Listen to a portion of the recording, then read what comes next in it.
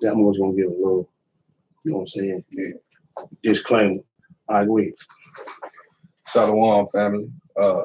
This your brother Akti or TJ Miyagi, as you know me on Facebook. Yeah, this your brother T Boogie, better known as Terra Israel, coming to you live. We live on Facebook, we live on YouTube. We got a little session we want to do. You know what I'm saying? This ain't no chop session. This is a session that we know he and I talked about. You know, the young lion. We talked about that some things need to be brought out. A lot of times when things need to be brought out, they ain't pleasing to the flesh and pleasing to the ears, but nevertheless, they got to be brought out. So, and this ain't we ain't burning no bread. We ain't going in on nobody. This is strictly done out of love because, you know, as brothers in Christ, as Israelites, we all may not have the same understanding or levels of understanding within the assembly or within the body. But nevertheless, every man has been given a measure of faith, a measure of wisdom, a measure of knowledge. And whether you agree with it or not, whether you understand it or not, we would hope that after this lesson, that brothers and sisters, that they have any questions of us, you know, that they would come and have enough love in their heart and understanding to sit down and ask those questions. We're not trying to put off what we believe on anybody, but hey, we believe in reading all the scriptures, and we just gonna try to shed some light and some understanding on some of the things that may have been misunderstood or mistook, that may have been said or may have been read, or what it is that we standing on. We stand on the 66, but we have understanding of other scriptures that some people call lost books or whatever. But in any case, this is no burn session. This is no bread session. We just doing this out of love for our people and for the understanding of our people. So let me give my thing like I always do. All praise, honor, and great glory is unto our God, the God of Abraham, the God of Isaac, and the God of Jacob. To our brothers and sisters in the faith, as always, we salute you. And with that, I'm going to turn it over to the young lion. All right. So this is a topic it's been a hot topic this week. And basically, man, I just been sitting back and I just been watching and listening. You know what I'm saying? And it's been a lot of stuff said about this one book right here, the Apocrypha. All right. Now you got, you know what I'm saying, this this was actually a part of the original 1611. Mm-hmm. Actually, you can still get the 1611 with this book in it. Today is separate. You know what I'm saying? And basically this sit down gonna consist of and hopefully most high willing in another session, I will bring out more history behind on why the books were removed from the King James Bible. But tonight, what we basically gonna do, we just gonna take the record for what it is. We're gonna keep it real simple. We're gonna read what's on these pages and show how that it is in harmony with this. Going on the record, I believe everything in this and in the 66. Going on the record. Right. And other books. Going on the record. And the thing that irritates me the most is that, you know, you can tell in some people's responses when they haven't really read something. Right. You know, because of the errors that they're making or the things that they tripping over or the things that they saying, it's so basic if you really would just sit down and read. But our study methods are so subjective, so subjective and surface level. Our reading methods, we speed read through things. You see what I'm saying? We surface level researchers. We run with the first thing that agrees with our beliefs and not what the truth says. Easily influenced by man. We can't be like that. Right. We cannot be like that. And it shows, and it actually shows bad judgment as well. Like we Israelites, we supposed to be judges of the whole earth. Right. And we taking the first thing that we can pull up on the internet that goes with our beliefs. Or our indoctrination. Or our school of thought, and we run with it. How you gonna be a judge of the earth? And that's perverting judgment. Right. You ain't even keeping it real with yourself. And had a nerve to say, I read it and I don't agree with it. On what grounds? On what grounds? If it was court, that would be thrown out. Right. If we were in court and you said, look, the Apocrypha, I'm bringing up accusations on this book is false. So they say, okay, bring your proof. So you bring your proof, you pull up the first thing you see off the internet and run with it. And they say, okay, now explain your proof. What's going on? Why is it false? Point out the contradictions. What scriptures contradict what? Y'all say it's a book of magic. Magic consists of using evil spirits and conjuring up evil spirits, not driving them away. Right. Where's that in the Apocrypha? Right. Where's that? And if we're going to judge the angels, should we not also be able to judge amongst ourselves and sit down like brothers and sisters and not have Facebook wars and chop doctrine? Exactly. And we the priests, and we brothers and sisters in Christ.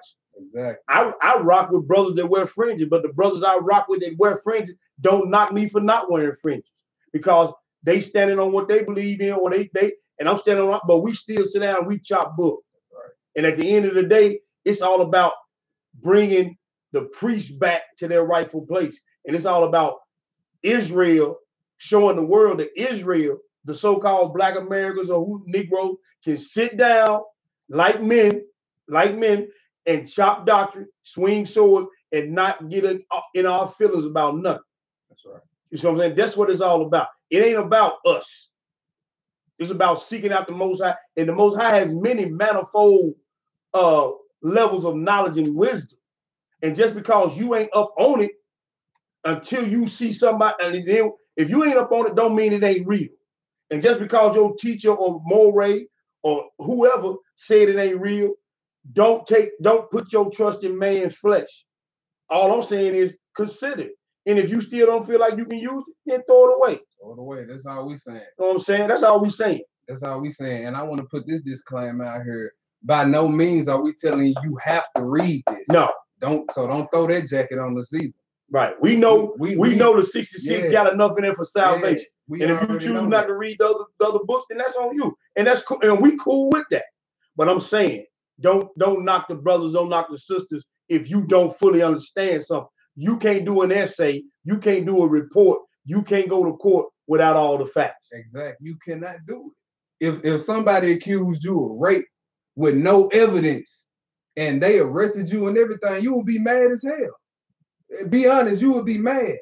Or accuse you of murder and they have no evidence and you have all the evidence that you was at the house all day. But yet you still in jail for murder. You would be mad because they perverted judgment. Right. And the judgment came down on you. You know what I'm saying? But like I was saying, by no means are we saying you have to read this book. You know what I'm saying? But what we are going to do is we always going to, you know what I'm saying, try to sit down and give correction and edification. And if we need to be edified on something, hey, check us. Please. Check me, please. Because I'm trying to get in the kingdom. That's my end goal. Exactly. But I want to get back to the judge. Let's start this. I want to get to the judge in the matter. Let's go to Deuteronomy chapter 13. All right. Deuteronomy chapter 13, read verse 12 through 15. Deuteronomy 13. Because we supposed to be judges of the whole world, and yet we being surface level in our judgment. We being subjective. You see what I'm saying? And not being objective. When you being objective, it's not based off feelings. Your opinion not swayed off what somebody else told you, or your opinion is not swayed off of the first thing you saw that sounded convincing and you wanted to run with it. That's not objective judgment. That's not righteous judgment. Right. Go ahead. Deuteronomy chapter 13, verse 12. If thou shalt hear say in one of thy cities, which the Lord thy God has given thee to dwell there, saying, certain men, the children of Bel-Air, are gone out from among you, and have withdrawn the inhabitants of their city, saying, let us go and serve other gods, which ye have not known.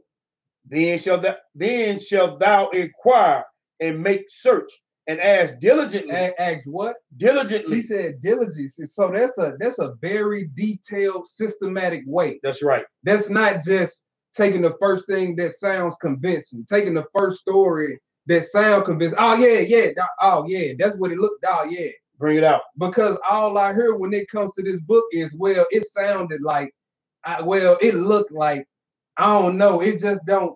But I never see where the precepts at. Where are the precepts? Right. You have to bring witnesses. You have to bring precepts. And they have to paint the same picture. Right. Line upon line, precept upon precept. Isaiah 28. It has to be within the same context. It has to line up. It has to line up. But he said, search diligently. Then shalt thou inquire and make search and ask diligently. And now, how is your search diligently if it's one-sided or surface level? How is it diligent? How is me just skimming through and speeding reading through the Apocrypha just for argument's sake to say I read it, or somebody ever asked me have I read it? How is that searching the matter diligently? Right. It's not.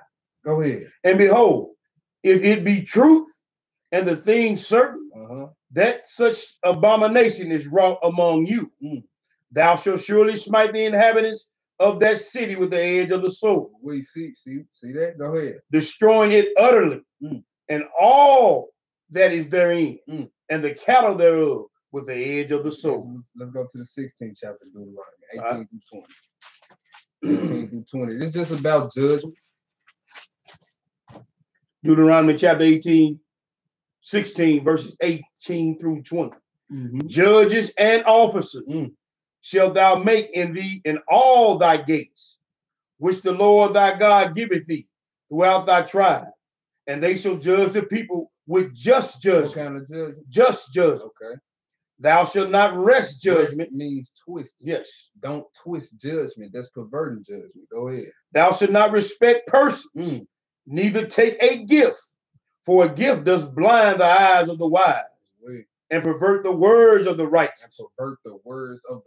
So what if everything that the so-called naysayers stand on, what if it's found to be false? And yeah, do you at that point you have to choose up? You have to make a decision at that point. Right. If everything you believe is false, you either have to get with the program, don't read the book at all, or be prideful and continue to spread false information, bear false witness on the book. Because at that point, if you don't have no proof to back up what you're saying or to refute any evidence that destroys your beliefs, right? What you got? What you got? It's time to choose up then. It's gonna be one of those three. What was we at? Verse 20. Go ahead. That which is altogether just shall thou follow. He said, that which is altogether just shall thou follow. So it don't matter what everybody else doing. It don't matter what everybody else rolling with. Bring it out. You see what I'm saying? He said that which is just, because he said broad is the way to destruction. Right. So where everybody at, you might not need to be at. What everybody doing, you might not need to be doing. Sometimes you got to stand on your own. What everybody say is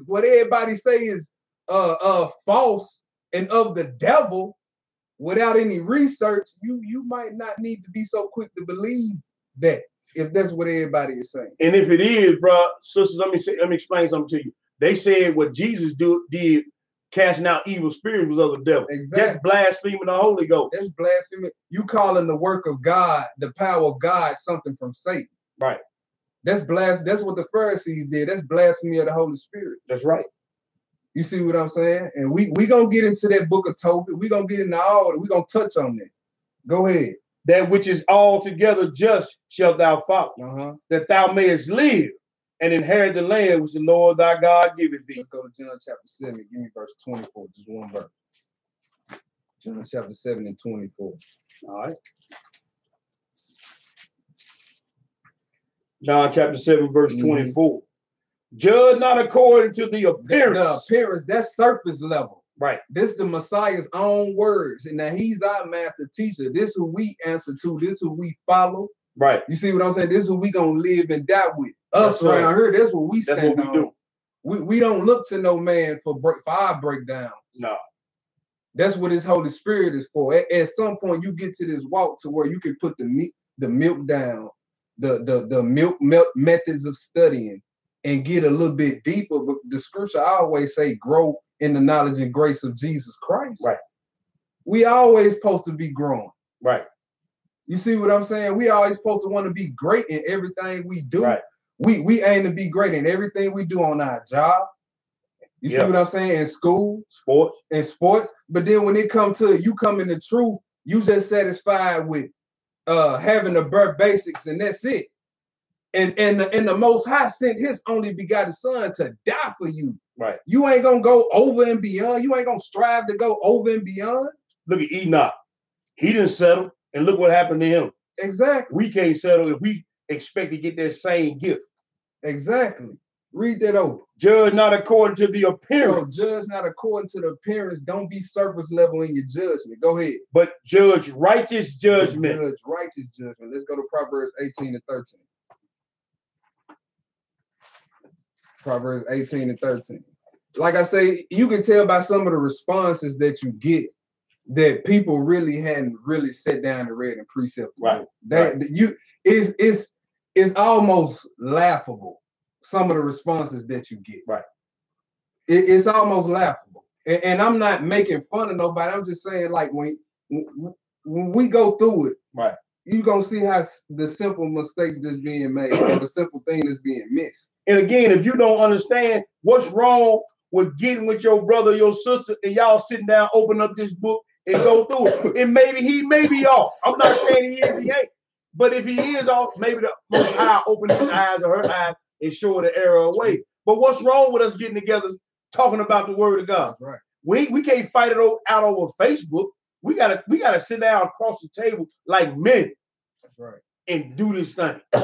Let's go to Proverbs 18 and 13. Proverbs chapter 18, verse 13. Mm-hmm.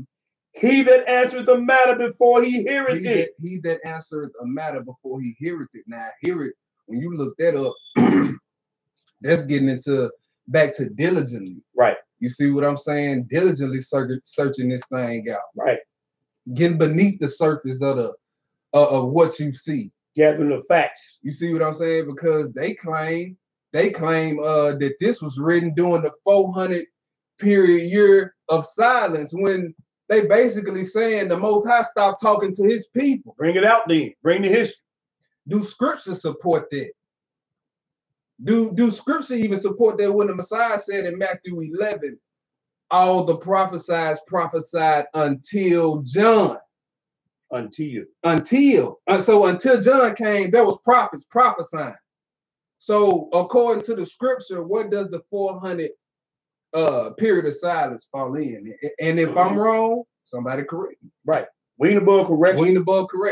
We above correction. And now I want to go to Sirach. I ain't finished that out, bro. Oh, my bad. Go ahead. He that heareth and he that answereth the matter before he heareth it, it is folly and shame unto him. It is folly and shame unto him. Right. So, if you ain't really sat down and read it and asked and prayed for understanding, this book don't seem like it's off. Right. But why can't it be your understanding that's off? Could it be that? Yeah. That's a question. Nobody's infallible. Right. Nobody's infallible. And understand this.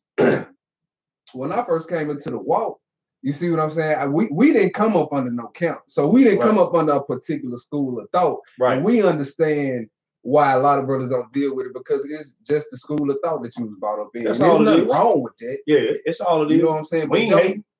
But don't go spewing false info and you know you ain't read it. Right. You know what I'm saying? Now you going off then. Right. You know what I'm saying? But like I was saying, when I first came into the walk, I didn't read the Apocrypha, none of the lost books. Right. You see what I'm saying? But it took for me to read for myself and pray and fast and ask for understanding. And the Most High, all praises, I done been great. All praises to the Most High. You know what I'm saying? But this is Sirach. I read this Sirach 5 and 12. You got it? Yeah, it says, this is Ecclesiasticus in the Apocrypha. It says, if thou hast understanding, answer thy neighbor. So that's what we trying to do. Right. It says, if not, lay thy hand upon thy mouth. So if you don't have understanding on the matter, you're supposed to be quiet. You're supposed to stay on your porch. Because the books even say in Proverbs, a fool's mouth calleth for stroke. a fool's mouth calleth for strokes. That's it. All right. So now that we done laid some of the groundwork, know how we supposed to be judging matters, I encourage all the brothers and sisters to just hear us out. You know what I'm saying? Bear with us. We're gonna go through a lot of scripture, but yeah, you know what I'm saying? We just wanna present the other side to give brothers and sisters another perspective on this thing, because the elder brought up a good point. We had a conversation a week and a half ago about the Apocrypha. And why a lot of people read and or reject it. And we was talking about, you know what I'm saying, the ones who reject it, and mainly it's because it's a highly mistaught book. It is mistaught. It's a highly mistaught book. You know what I'm saying? It's definitely a lot of things in the Apocrypha that definitely cannot be taken at face value at all. You cannot get the understanding if you take it. And there's a lot of things in the 66 like that as well. Same thing. You know what I'm saying? And when you really get down to the history of it, you research the Bible Destruction Group, which formed actually the same year the Illuminati, 1776, and they disbanded. Bring it out. And they disbanded in like the mid 1800s. You see what I'm saying? And the Jesuits actually, the fake Jews actually had this removed. Yeah. And when you get into some of the writings, it puts the finger right on them wicked bastards. That's right. You know what I'm saying? So we're gonna get into some of the history of this. Let's do it. Let's go to First Maccabees. All right. And my baby girl got a hold to First Maccabees and kind of ripped my page. So I can see that she ripped the page. So I'm gonna have you read like verses 6 through maybe 13 as she tore it out. And I'm gonna have you read it off the phone right here, off this Bible app. This is the Eastward. This the Eastward app. I'm gonna get up. Hold your mark and you want me to read 1 through 6? Or you gonna split it off? Yeah. I got 1 through 6. Okay. And here you go to Daniel 8. Huh? Go to Daniel 8. Daniel 8? 66. Yeah. All right. Yes, sir. Just bear with us for a second. Getting everything lined up for y'all. Yeah, and while we doing that, I just want to say, if you can't watch the whole lesson, we're gonna be in this. You know what I'm saying, hey, we on Facebook Live, we on YouTube Live. It's gonna be posted on the YouTube channel. So I'm saying you can go back and look at the rest of it. We want you to get all of it because we are not novices in this, and we don't want you to be and we don't want to give you a half. You know, we ain't gonna do it halfway. Right. And we don't want you to look at it and say, well, hey man, I'm through with it. Hey, check us. We need to be checked, like we said before. Check us. Yeah. I see you out there, Wardy Pete. Shalom, Hebrew. Shalom to everybody watching. Everybody watching, we thank y'all. We're going to Daniel 8. Yeah, we gonna be back and forth. Most definitely. And we gotta go back and forth constantly to show how the books harmonize. Right. Line upon line. What I'm saying? And that's what we got to do. So just bear with us, y'all. But Daniel or Maccabees first? We're going to this First Maccabees first. Right. And I know a lot of people that may be watching probably don't have an Apocrypha. But like I say, the rebroadcast is gonna be up. You know what I'm saying? You can get it for free online PDF file. It's on Amazon, $12. Yep. Or get you a 1611 King James, all of it together. You know what I'm saying? Read that First Maccabees. I got 1 through 6 unless you're gonna put it on the phone. Yeah. Just when it cut off, that's when I'm gonna give you the phone. They're gonna cut off it. Okay. Okay. So yeah. Okay. First Maccabees chapter 1, verse 1. And it happened after that Alexander, son of Philip. Who? Alexander. The Great.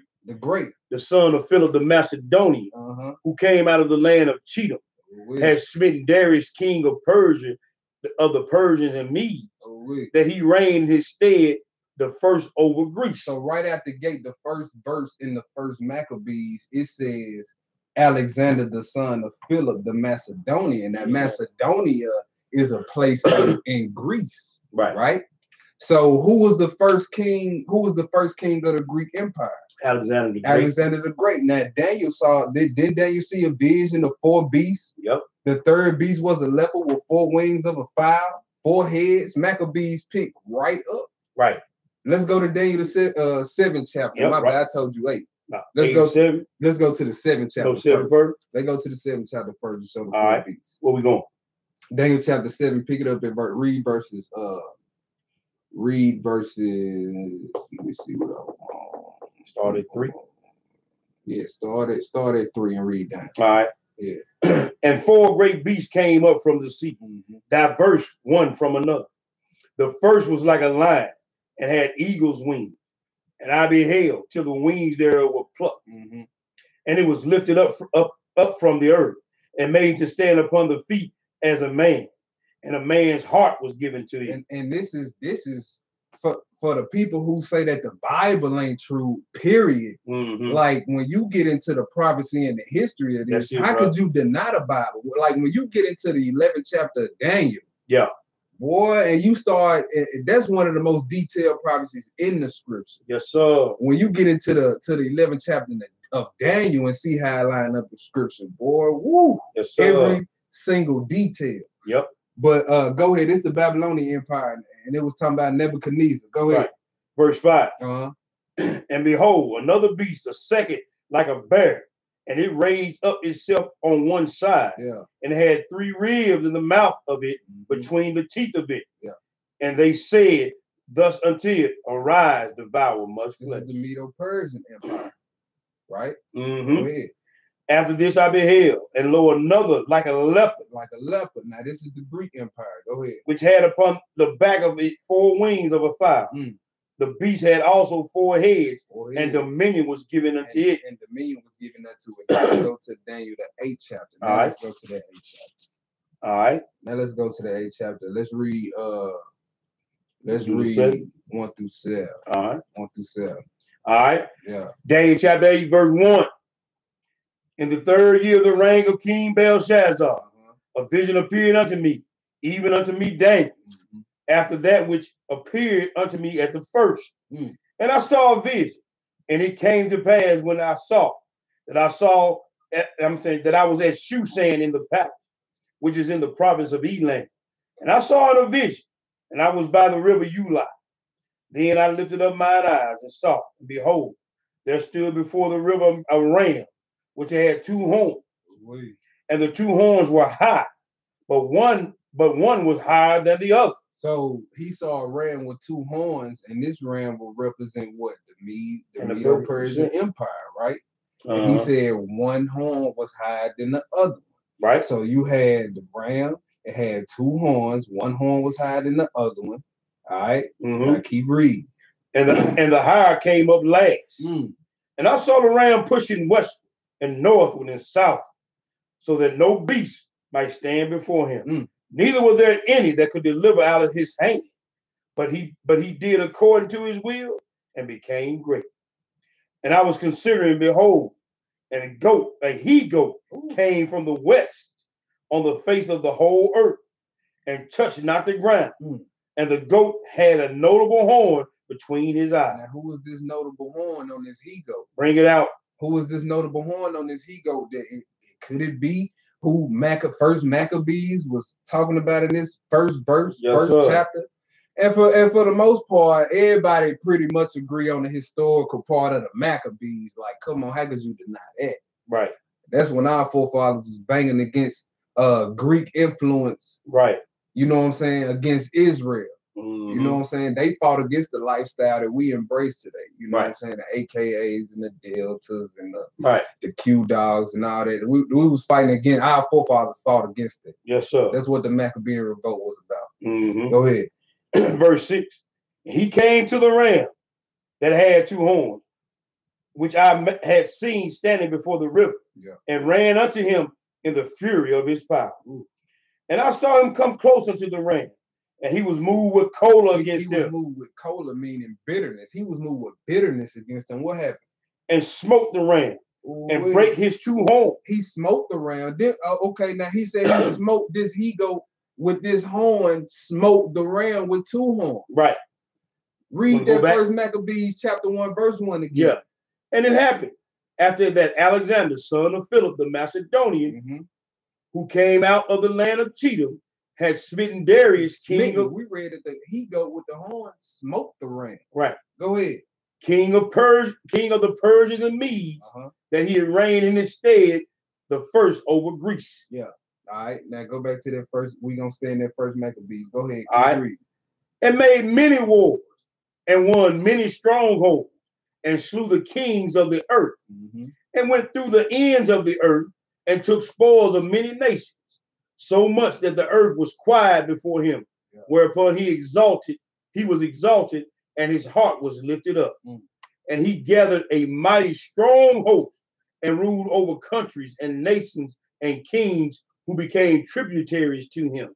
Yeah. And after these things, he fell sick and perceived that he should die. Now it said this he-goat in the prophecy in Daniel the 8th chapter. It said the he-goat touched not the ground. Right. He did all this within a 12-year span. It happened so fast. And then he fell sick. Go ahead.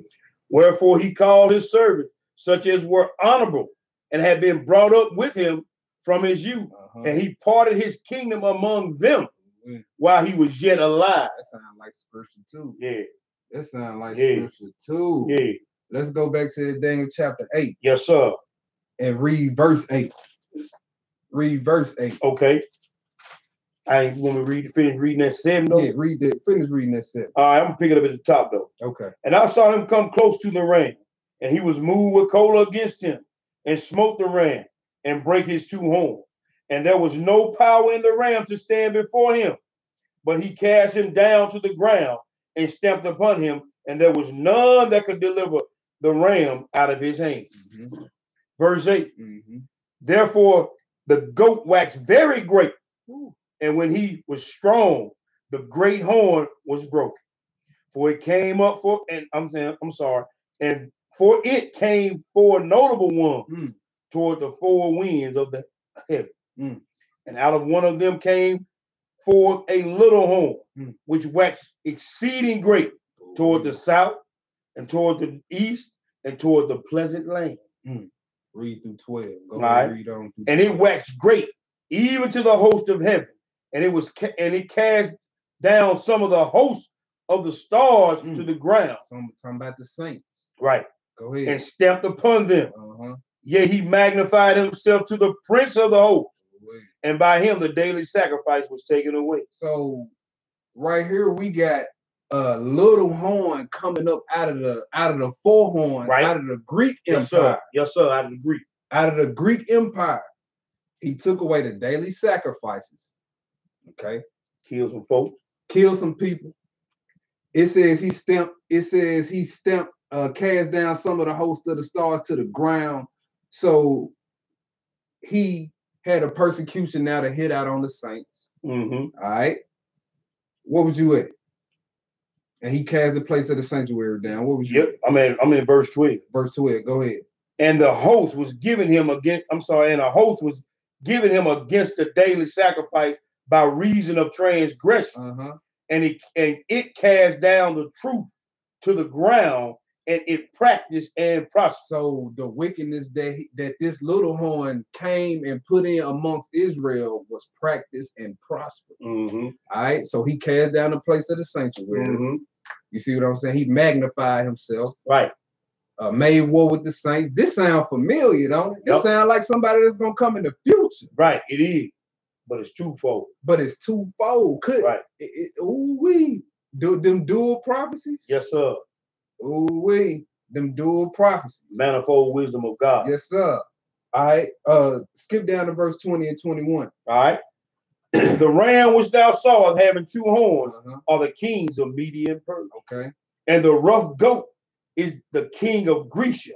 And the great horn between his eyes is the first king. So Maccabees so far is lining right up with the prophecies in Daniel the 7th chapter and Daniel the 8th chapter. Right. And don't even get us started on Daniel the 11th chapter. Right. Don't even get us started on Daniel the 11th chapter. They go way deep. But let's go back to that first Maccabees. You want to put that on the phone. What's that? Okay, yeah. Here we go. Here we go. 6. We stopped at 6. We picking it up. You want to pick it back up at 6? We picking it up at 6. What did 7 say? And then I get back to you with 14. Yeah. So Alexander reigned 12 years and then died. and his servants bare rule every one in his place. And after his death, they put crowns upon themselves. So did their sons after them many years, and evils were multiplied in the earth. Hey, and in Daniel the 11th chapter, it lets you know that none of Alexander's descendants took the throne, but it was those, and we just read in the first Maccabees, it was those men who were brought up with him from his youth. Right, and also you can go in the last 2 million years and read the same thing. And that's a history book. That's a history book. That's a history book. Go ahead. Read that 10. Read that 10. And there came out of them a wicked root, Antiochus. A wicked root or a wicked horn. That's another word for a horn, a root, or wicked root or wicked horn. Go ahead. A wicked root, Antiochus, surname Epiphanes. Antiochus, surname Epiphanes. Son of Antiochus the king, who had been an hostage at Rome. Now that's a historical fact as well. He was a hostage at Rome for I think like 13 years, 12 years. Go ahead. And he reigned in the 137th year of the kingdom of the Greeks. In those days went there out of Israel wicked men. Wicked men.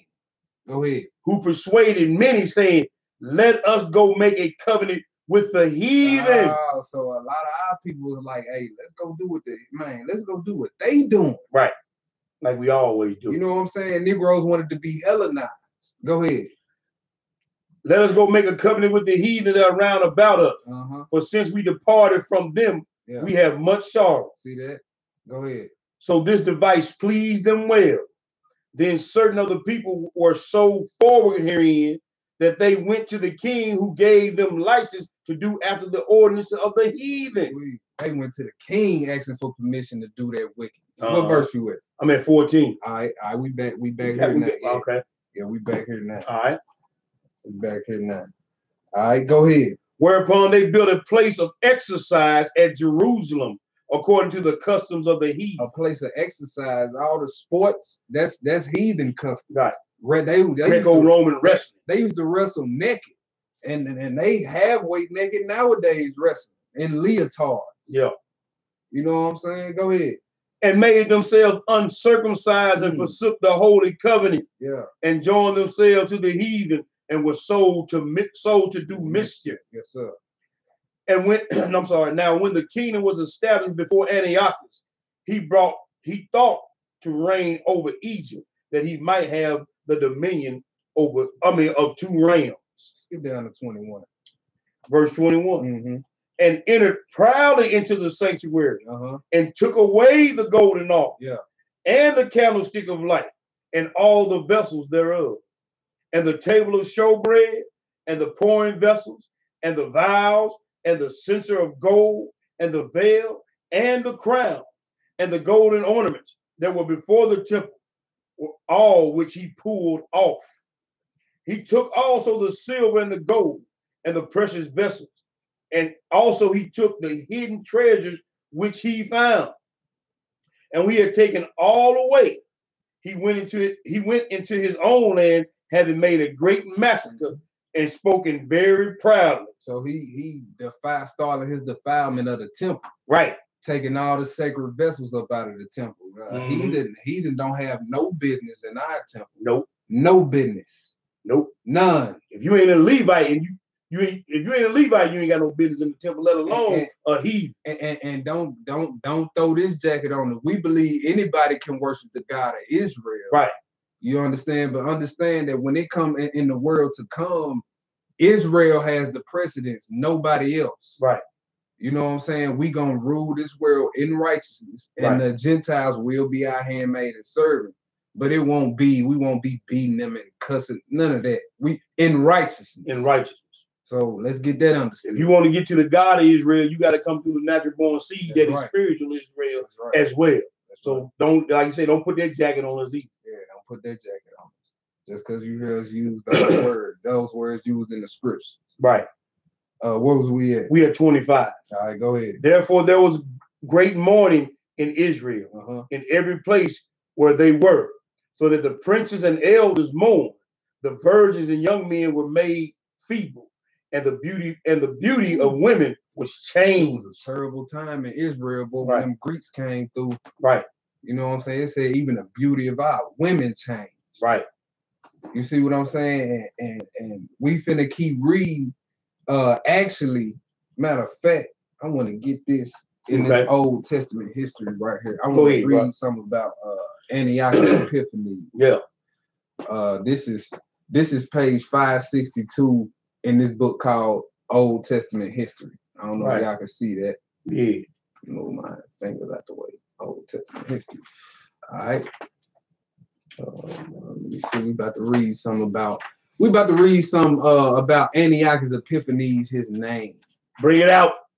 We're about to read something about his name and the things he did is very reminiscent of a character that we need to be looking out to come. Right. Right. As soon as I find it, page 562. Okay. Read. Started it right there. Started this, then read all the way down to that first sentence. I got you. All right, again, reading out of the Old Testament history. Yeah. You know what I'm saying? And the title of this section is Antiochus Epiphanes and the Persecution of the Jews. The fall of Palestine into Syrian hands following the victory of Antiochus the Great at Payan ushered in a new era of Jewish history. The rule of the Ptolemies had been tolerant. The Seleucids determined to force the Jews to accept Hellenism. That's what a major part of Daniel 11th chapter was about, the wars versus the Ptolemies and the Seleucids. Right. So go ahead. Antiochus IV bore the surname Epiphanes, meaning the illustrious, almost a title of deity. Almost a title of deity. So he referred to himself as God. Now we're going to read something right here, and you can pull this up in any simple Google search and type in Epiphanes Theos. Right. Epiphanes Theos, and right here, this is from Wikipedia.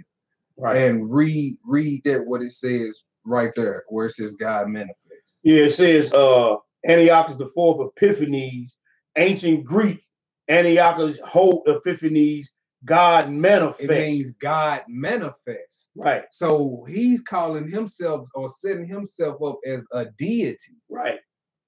Could we be looking at a possible ancient New World Order or foreshadow of the abomination of desolation? Exactly, bro. In Antiochus Epiphanes.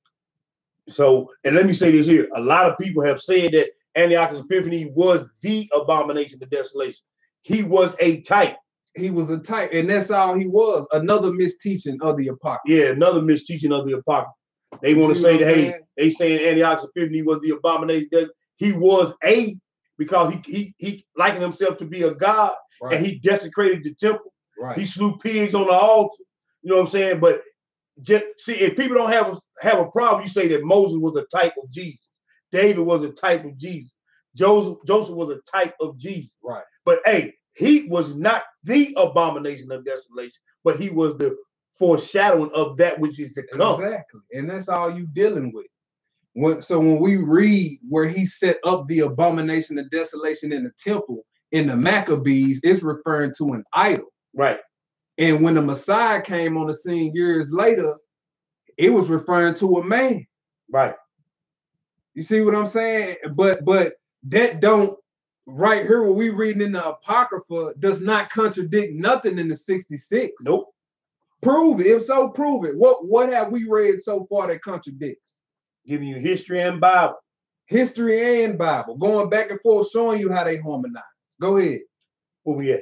That was it on that, on the history. That was it on the history. We're going back to Maccabees. We're going back to that. We're going back to the Maccabees. All right. We're at verse 27. Okay, we at verse 27. Skip to verse 41. Skip to verse 41. Yeah. Moreover, King Antiochus wrote to his whole kingdom that all should be one people. You see that? Let's be one people. And then we just read that. Yeah. All right. Ain't this what the abomination of desolation gonna do? Under the banner of peace, everybody be one. Right. Go ahead. and everyone should leave his laws. Ooh, So all the heathen agreed according to the commandment of the king. Yeah. Yea, many also of the Israelites consented to his religion and sacrificed unto idols and profaned the Sabbath. Go ahead. For the king had sent letters by messengers unto Jerusalem and the cities of Judah, that they should follow the strange laws of the land and forbid burnt offerings and sacrifices and drink offerings in the temple. We read in Daniel the 8th chapter, he stopped the daily sacrifice. Right. This wicked horn, Antiochus Epiphanes, who the Apocrypha revealed as Antiochus Epiphanes. Go ahead. And that they should profane the Sabbaths and festival days and pollute the sanctuary and holy people. Now we read that over in the 7th, Daniel chapter 7. Yeah, 8 chapter 2. 8 chapter 2, but hey, didn't it say he trampled the saints down? Yep. Okay. Yep. Set up altars and groves and chapels of idols and sacrifices swine flesh and unclean beasts. Yeah, read that 48. All right. That they should also leave their children uncircumcised. See that this don't sound like a ancient Jacob's trouble to y'all. The only thing on the menu is what we can't eat: swine flesh. Right. You can't circumcise your kids. That's in we supposed to obey that law. Right. Can't have the Torah, can't have the book of the law. They take it to burn it. They find you with it, they killing you. Ain't this a prophecy in Amos say a famine gonna be in the land? Right. Not for food or water, but for the word of the Most High. You see what I'm saying? And they was taking books back then. This is what was going on during the Greeks, and even the women, even the assault was out on the women because our women were sneaking off and circumcising their sons, and if they was caught, they would kill the women and the kids. Right. They were hanging the babies. And these times is coming back around. This was just a shadow of it, a type of it. That's all you dealing with. Great Inquisition, just like the Great Inquisition. You're not dealing with, when you dealing with the scripture, you're not dealing with contradictions. You dealing with what you have called paradoxes. Something that on the surface that seems like a contradiction. The word actually comes from appears to be. Right. That's what the word means, a paradox. But after research, that's what the definition of something that seems like a contradiction, but after further research, it's make perfect sense. Right. That you have a lot of those in the scripture, paradoxes, never a contradiction. All right. So where was we at? I'm in the middle of 48. Go ahead. And make their souls abominable with all manner of uncleanness and profanation. Yeah. To the end they might forget the law. See, that's the whole purpose. That's the whole purpose. They want to keep Israel off the laws of the Most High on what the world doing. You see what I'm saying? And who else is being assaulted like us? They weaponizing our music. All the rappers we look up to are faggots. Yep. All the women singers and R&B and actresses we look up to are whores and harlots. Right. Promote being whores and harlots. Weaponizing our communities, us against us. Weaponizing our communities. You see what I'm saying? Nobody is being attacked like us. Go ahead. He said he should die. 51. In the self same manner wrote he to his whole kingdom, and appointed overseers over all the people, commanded the cities of Judah to sacrifice city by city.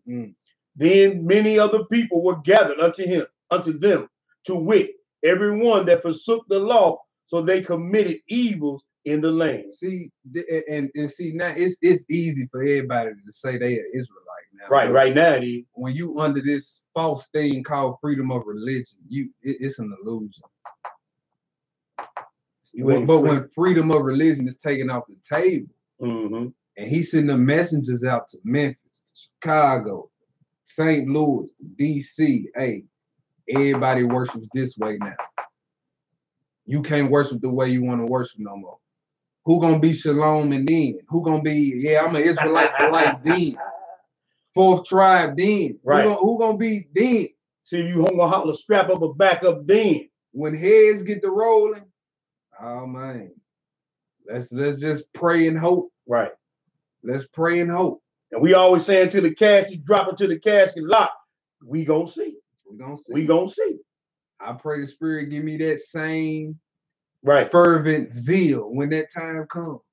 Go ahead. 53. And drove the Israelites into secret places, even wheresoever they could flee for succor. All right, now here we go, verse 54. All right. Now the 15th day of the month of Caslu, in the 145th year, they set up the abomination of desolation upon the altar and builded idol altars throughout the cities of Judah on every side.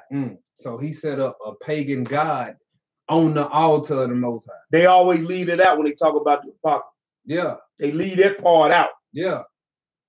Yeah. He won. It won. This is not saying that Antiochus Epiphanes was the abomination of desolation of who? The Messiah. The Messiah knew that. The Greek Empire was long gone when he prophesied. Bring it out. See, the people who claim that they read it and want to make a comment about it are the people who are making this book make no sense. Right. Because they leave stuff out, they hadn't read it all. And you speed read through whatever you didn't read. You didn't sit down and extrapolate the passage and at least try to see how it lines up. Right. I can tell in the responses that I've been seeing. And even the Lord said, come, let us reason together. Thank you. And that's in the 66. So if he said, come, let us reason together, why can't we sit down and reason together? But hey, let's go to Daniel 6 chapter. All right. Keep it moving. Flip back. Where we going? Daniel the 6th chapter. We're gonna read this whole chapter. All right, Daniel 6. Daniel 6, because after this, we're gonna get into a book in the Apocrypha called The History of Baal and the Dragon, because it was some stuff said about this book this week. And it's crazy because somebody said that Daniel used voodoo and that he was fighting literal dragons, and I was just like, and they said that it was a contradiction to the Daniel and the Lions Den. That's why we're about to go and read this.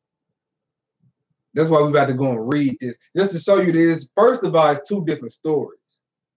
Second of all, we can read about Baal and the Dragon in the 66. Third of all, voodoo or magic requires the conjuring up of spirits. Evil spirits. So if we don't see any of that going on, then how is it voodoo or magic? Then how is it voodoo or magic? But let's get this Daniel chapter 6. All right. Let's get Daniel chapter 6. Daniel chapter 6, verse 1. It pleased Darius to settle. Okay, now that's key. Pay attention to the names of the kings that we read when we go to this and the history of Baal and the dragon. It's gonna show you, let you know that it's two different stories. Basically the whole story lets you know it ain't the same story.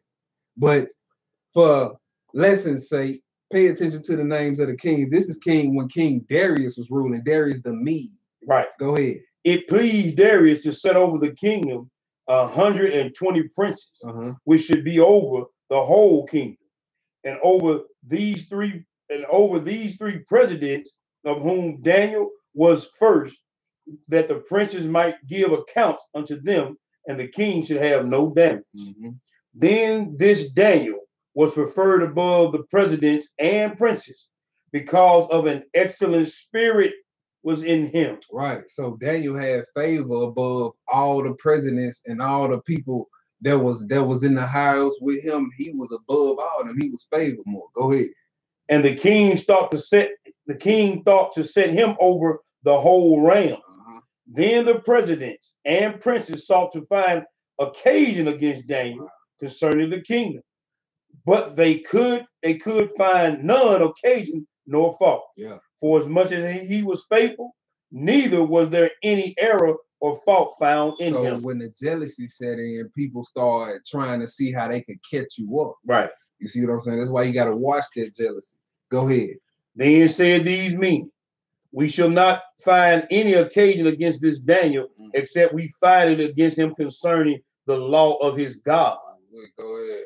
Then these presidents and princes assembled together to the king and said thus unto him, King Darius, live forever. All the presidents of the kingdom, the governors and the princes, the counselors and the captains have consulted together to establish a royal statute and to make a firm decree that whosoever shall ask a petition of any God or man for 30 days, save thee, O king, he shall be cast into the den of lions. So y'all see what they doing. They trying to make it to where they can catch him up so they can get rid of him. You know what I'm saying? All because they jealous of this brother's position. Right. Y'all see that? Go ahead. Now, O king, establish the decree and sign the writing that it be not changed according to the law of the Medes and Persians, which alter it not. And see, they didn't tell the king why they wanted this law passed. Nah. You see what I'm saying? And who can relate to this more than a Hebrew? Boy, they changed the laws on the spot on us. Frame it with a nickel. These Gentiles will change the law on the spot on the Hebrew. A Hebrew just got arrested and went to jail for life in Florida, where they have a stand your ground law, but he stood his ground and he went to jail for murder. Right. Where they do that at? America. Babylon. See what I'm saying? Look, man, this is about us, our people, man. The prophets was constantly locked up. You know what I'm saying? But only for righteousness, though. Right. And they was locked up. Brothers was out to murder them. You know what I'm saying? Grew up in the roughest parts of the town. You know what I'm saying? Died horrible deaths. That sound like an Israelite to me. Yeah. You know what I'm saying? Nowadays. That's the life. You know what I'm saying? That's what we go through. But all these brothers went through it because they was laying their life down for the Most High. Right. You know what I'm saying? We supposed to be persecuted for righteousness, not foolishness. Right. Go ahead. Verse 9. Yeah. Wherefore King Darius signed the writing and the decree. Right. Now when Daniel knew that the writing was signed, he went into his house, and his windows being open. What he do? In his chamber toward Jerusalem, he kneeled upon his knees 3 times a day. He cussed the heathens out. No, he kneeled upon his knees 3 times a day. He hit the streets and marched with signs and said, no justice, no peace, give me freedom or give me death. Kneeled 3 times a day. He went to his power, man. That's what we need to start doing. Right. You know what I'm saying? We so quick to get flustered when everything ain't going our way. You know what I'm saying? Daniel went and prayed, you know, and his life basically on the line. Right. Because he know he got to choose up now.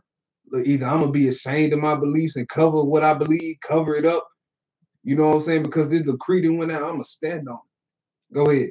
And prayed and gave thanks before his God, as he did aforetime. Yeah. Then these men assembled and found Daniel praying and making supplication before his God.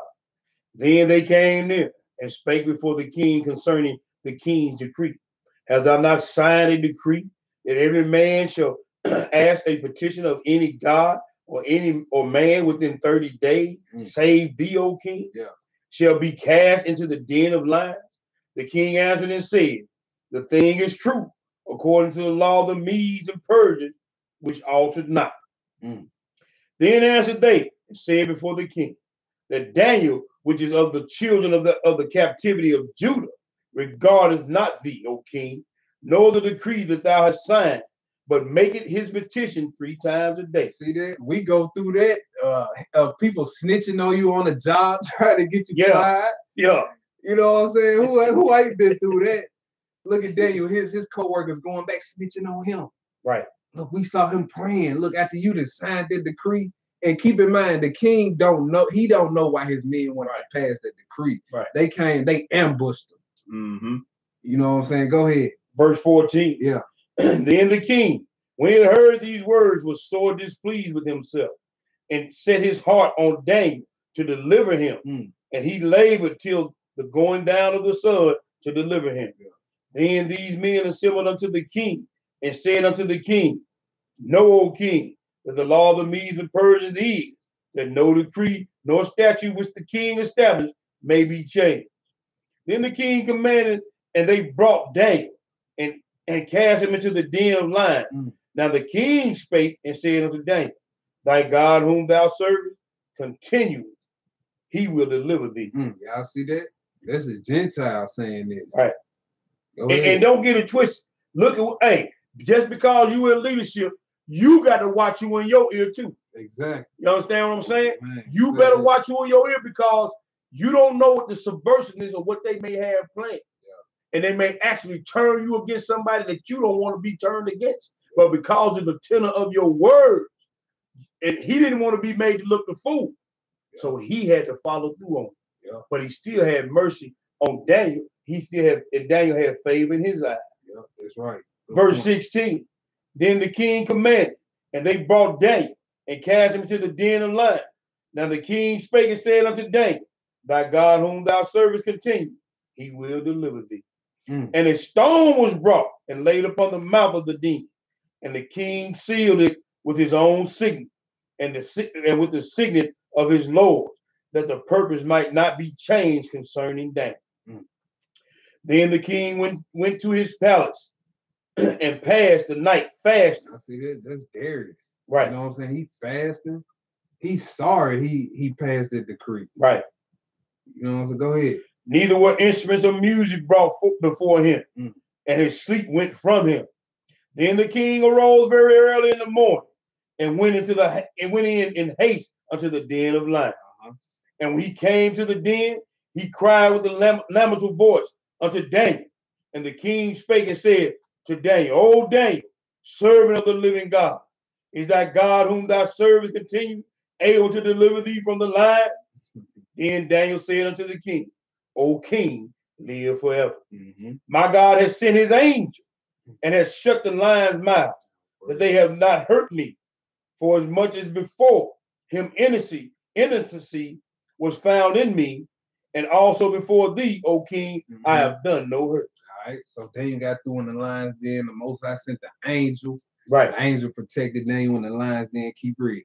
Verse 23. Then was the king exceeding glad for him, and he commanded that he should take Daniel up out of the den. So Daniel was taken up out of the den, and no manner of hurt was found upon him, because he believed in his God. And the king commanded that they brought those men which had accused Daniel, and they cast them into the den of lions. Their children, and their wives. And the lions had mastery of them, and break all their bones in pieces, or ever they came at the bottom of the den. Skip 26. Skipping to 26. Yeah, read on down. I make a decree that in every dominion of my kingdom, men tremble and fear before the God of Daniel. For he is the living God, and steadfast forever. And his kingdom, that which shall not be destroyed, and his dominion shall even be unto the end. He delivereth and rescueth. He worketh signs and wonders in heaven and in earth. Who has delivered Daniel from the power of the lion? So this Daniel prospered in the reign of Darius and in the reign of Cyrus the Persian. That's an important verse. That last verse. That's what I really wanted to get into right now. Read that again. It said, I'm gonna read it again. It says, so this Daniel prosper in the reign of Darius and in the reign of Cyrus the Persian. That's two different kings. Right. That's two different kings. Now let's go back to the Apocrypha. Right. The history of the destruction of Baal and the dragon. Okay.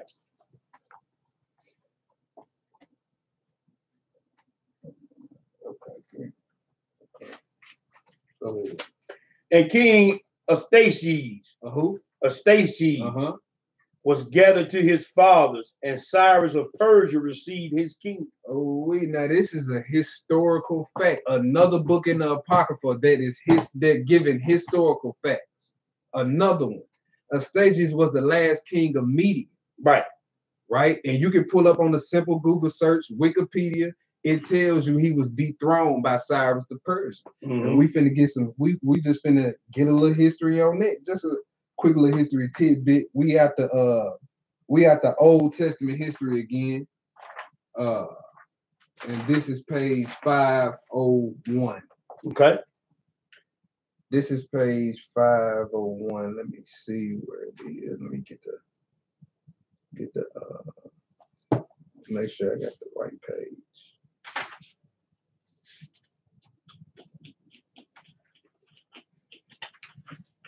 Might just have to pull it up on it. I might have the wrong page. Let me see this real quick.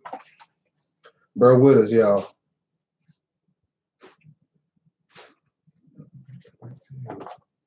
Yeah, you on the right page. Okay, here we go. Yeah, it's at the top right. Yep. Here we go. All right. Read that and you can stop it right here. Yeah.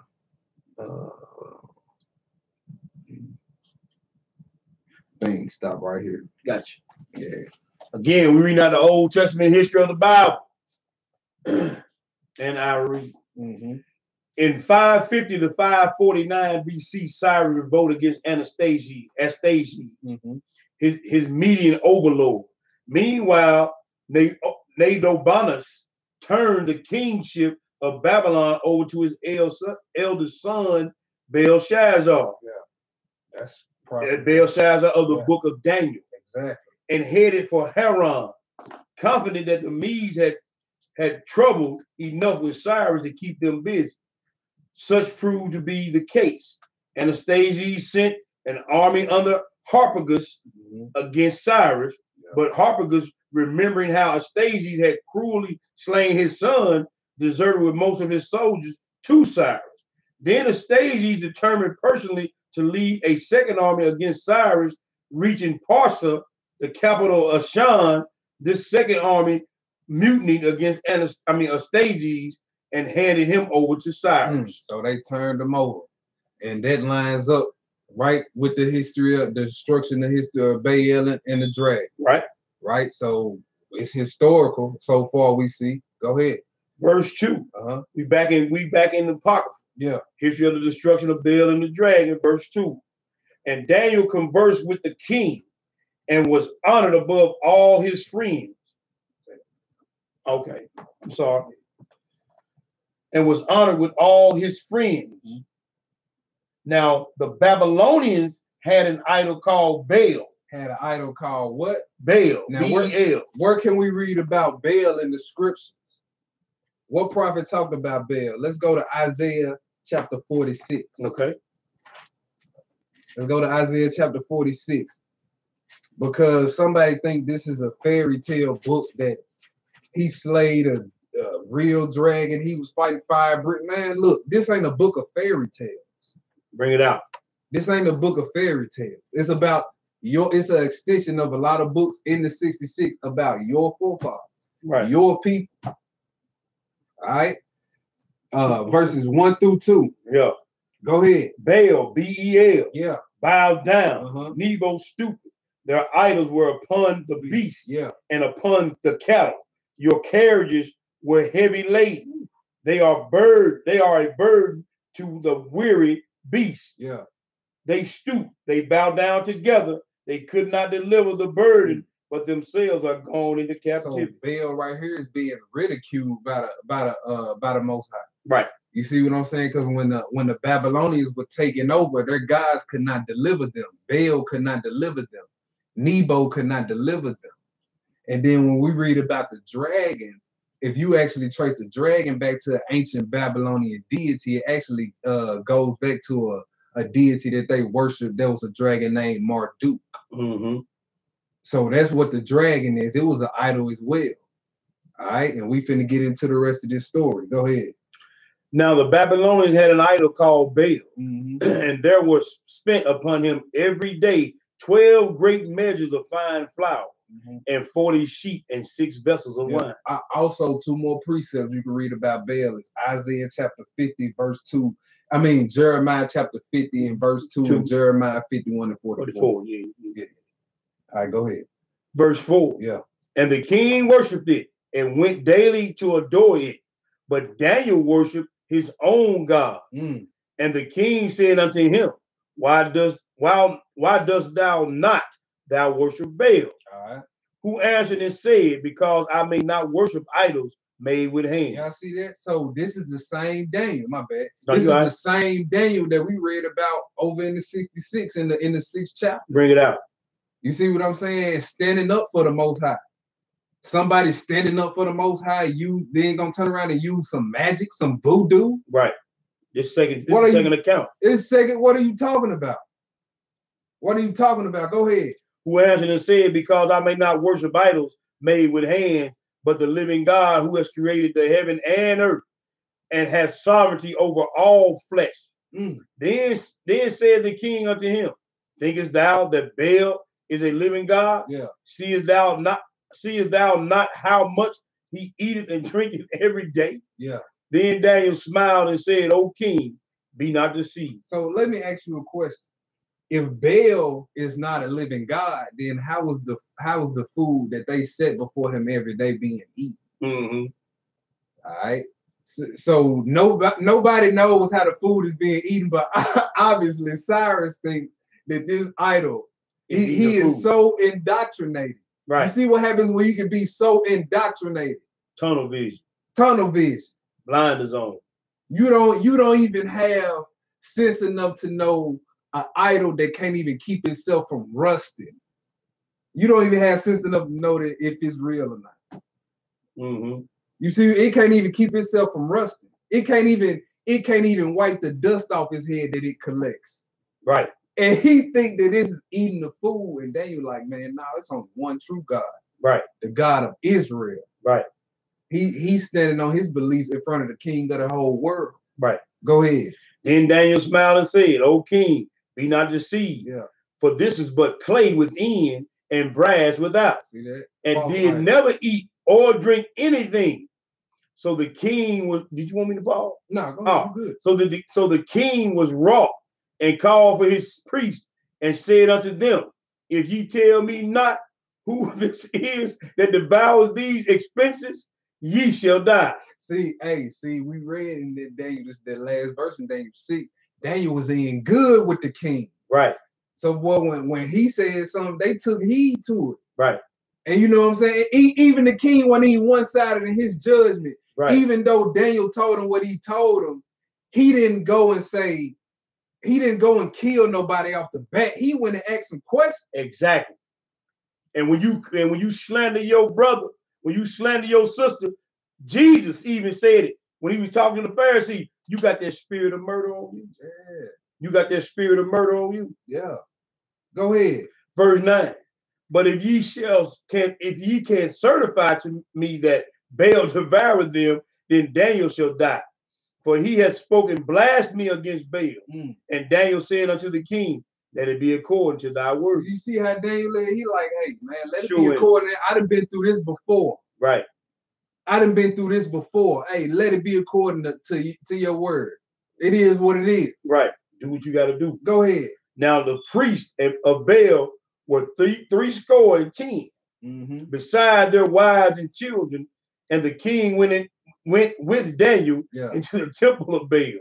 So Baal's priest said, lo, we go out, but thou, king, set on the meat and make ready the wine and shut the door fast and seal it with thine own signet. And tomorrow, when thou comest in, if thou findest not that Baal has eaten up all, we will suffer death, or else Daniel that speaketh falsely against us. We had verse 13. Go ahead. And they little regarded it, for under the table they had made a privy entrance. So the priest of this idol made a private entrance where they would put the food in. Right. And their families would go into this private entrance and eat the food, making it seem like it was the God that was eating the food, had the king food. Right. You see what I'm saying? Now, this next verse is about to come up. I guess this is where they say he used voodoo. Right. But again, we see no conjuring up of spirits. Right.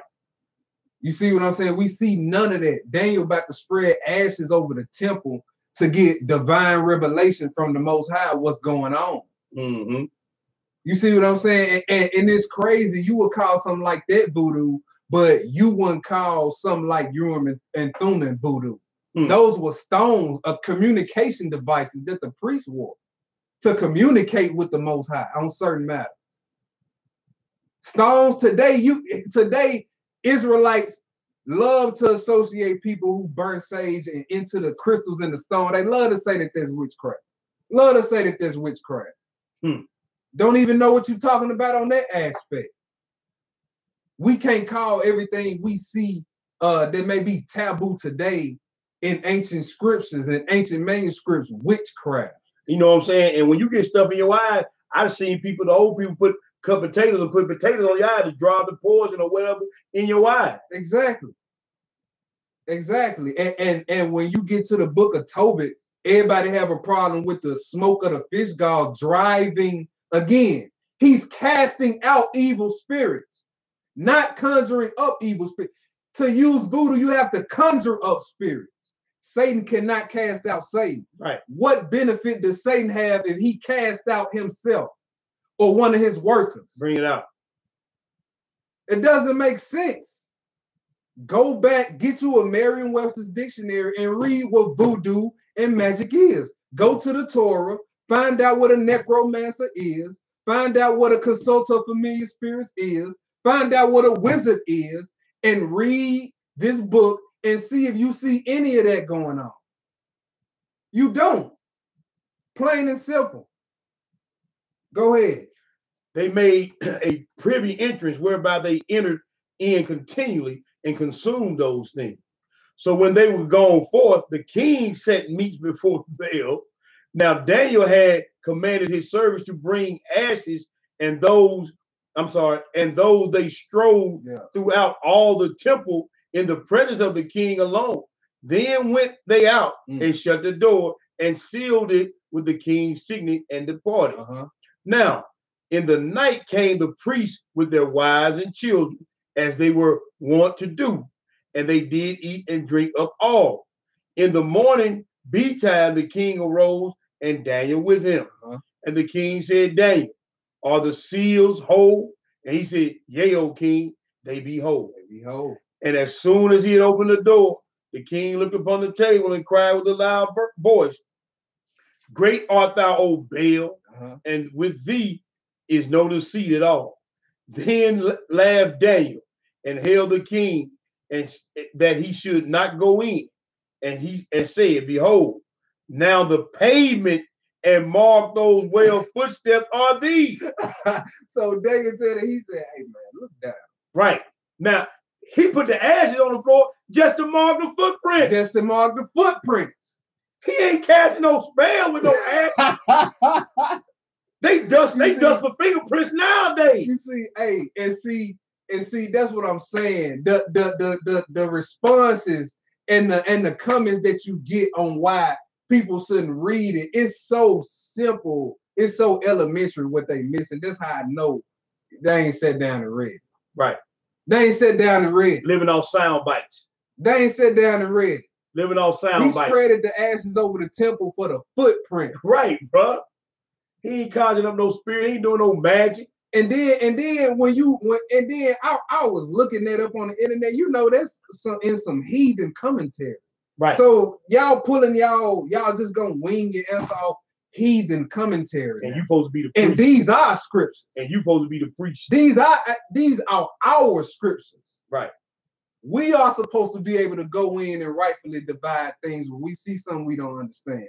Not run to the first internet heathen source theologian that went to seminary school where they don't even read the Bible. They read books other men wrote about what they said about the Bible. Right. And you gonna use that as your evidence to try to disprove a book that you didn't sit down and read for yourself. Right.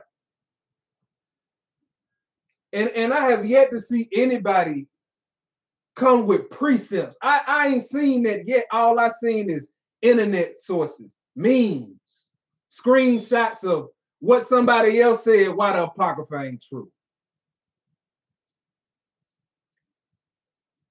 Surface level research. Or no research. And the people who put the research out there has an agenda themselves. Exactly. They don't even believe what you believe. Have the people that put the stuff out there that y'all are using don't believe in your Messiah, don't believe in your God. Why would you take their word for anything pertaining to the scripture? Huh? Bring it out. Go ahead. Verse 20. And the king said, I see the footsteps of men, women, and children. And then the king was angry and took the priests with their wives and children, who showed him the privy doors where they came in, and consumed such things as were upon the table. Yeah. Therefore the king slew them and delivered Baal into Daniel's power, who destroyed him and his temple. So Daniel destroyed the idol. There it is. Go ahead. And in that same palace, same place, there was a great dragon, which they of Babylon worship. They of Babylon. Remember Marduk. You can look that up. That's what this idol is right here. Right. Go ahead. And the king said to Daniel, wilt thou also say that this is of brass? Lo, he liveth, he eateth and drinketh. Yeah. Thou canst not say that he is no living God, therefore worship him. Then Daniel said unto the king, I will worship the Lord my God. I see that Daniel still standing on it. Still standing on it. Go ahead. For he is the living God. Yeah. But give me leave, O king, and I shall slay this dragon without sword or staff. So Daniel like, man, stand back. I got this. This is easy work too. And the king said, I give thee leave. Then Daniel took pitch and fat and hair and did seethe them together and made lumps thereof. This he put in the dragon's mouth, so that the dragon burst in sunder. So whatever this concoction Daniel made, it was just tar. It was just tar and hay. It was just tar and hay. Is all it is. That's what pitch is. Yeah. That's what hay is. Exactly. So where's the conjuring up of spirits at? Read it. What precepts? It is. Are we reading the same book? We reading this, man. Hey, we reading this. Did you see any witchcraft? And I dare any of y'all go get this book for yourself. Go back and look at this lesson and look at this sit down and see if we lie. See if we lie. That's all you gotta do. Yeah. And then if you think we lied, throw the book away. You ain't lost for $12. That's it. You just out of $12. You spend that on loose cigarettes through the week. Yeah, black and mild. Yeah. Let me finish this out. Ahead. And Daniel said, lo, these gods ye worship. And he was saying that he called him a god. See, it's an idol. It's not a real dragon. Right. You see what I'm saying? That's that. I read that on the heathen commentary. That right. I bust out laughing. I was hollering when I read it. I was like, oh my goodness, this is crazy. We getting our evidence from heathen commentary now? Right. Wow. Go ahead. Oh yeah. That was it on that. That was it on the book on the bed and drink. Well, you got verse 28. Okay, yeah. Keep on reading. Yeah. When they of Babylon heard that they took great indignation and conspired against the king, saying, the king has become a Jew, and he has destroyed Baal. He has slain the dragon and put the priest to death. Yeah. So they came to the king and said, deliver us, Daniel, or else we will destroy thee and thine house. Now, when the king saw that they pressed him sore, being constrained, he delivered Daniel unto them. So look, the same situation that happened with Darius, the same thing had. Look, they ambushed him. Right. They ambushed him. You see what I mean? And they told him straight up, they didn't play with him. They said, look, deliver us, Daniel, or we gonna kill you. Right. They didn't play with him. They probably caught him while he was alone. Didn't have none of his bodyguards with him and ambushed him. Go ahead. Verse 30. Yeah. Now, when the king saw that they pressed him sore, being constrained, he delivered Daniel to them. Yeah. Who cast him into the lions den where he was 6 days. He back in the lions den under another king. Let you know this is the same Daniel. different story. Right. We noticed the same Daniel because the last verse in the 6th chapter says he prospered under the kingdom of Darius the Mede and Cyrus the Persian. That's right. In the history of the destruction of Baal and the dragon, he is in the Persian court. Go ahead. Verse 32. Yeah. And in the dens were 7 lions, and they had given him every day 2 carcasses, the 2 sheep, and then were not given to them to the intent that they might devour Daniel. So every day they would get him what? The 2 carcasses of 2 carcasses. Yeah, 2 carcasses of sheep. So they intentionally did not feed the lions just so when they threw Daniel in there, they just knew they was gonna turn Daniel up because they hadn't ate. Go ahead.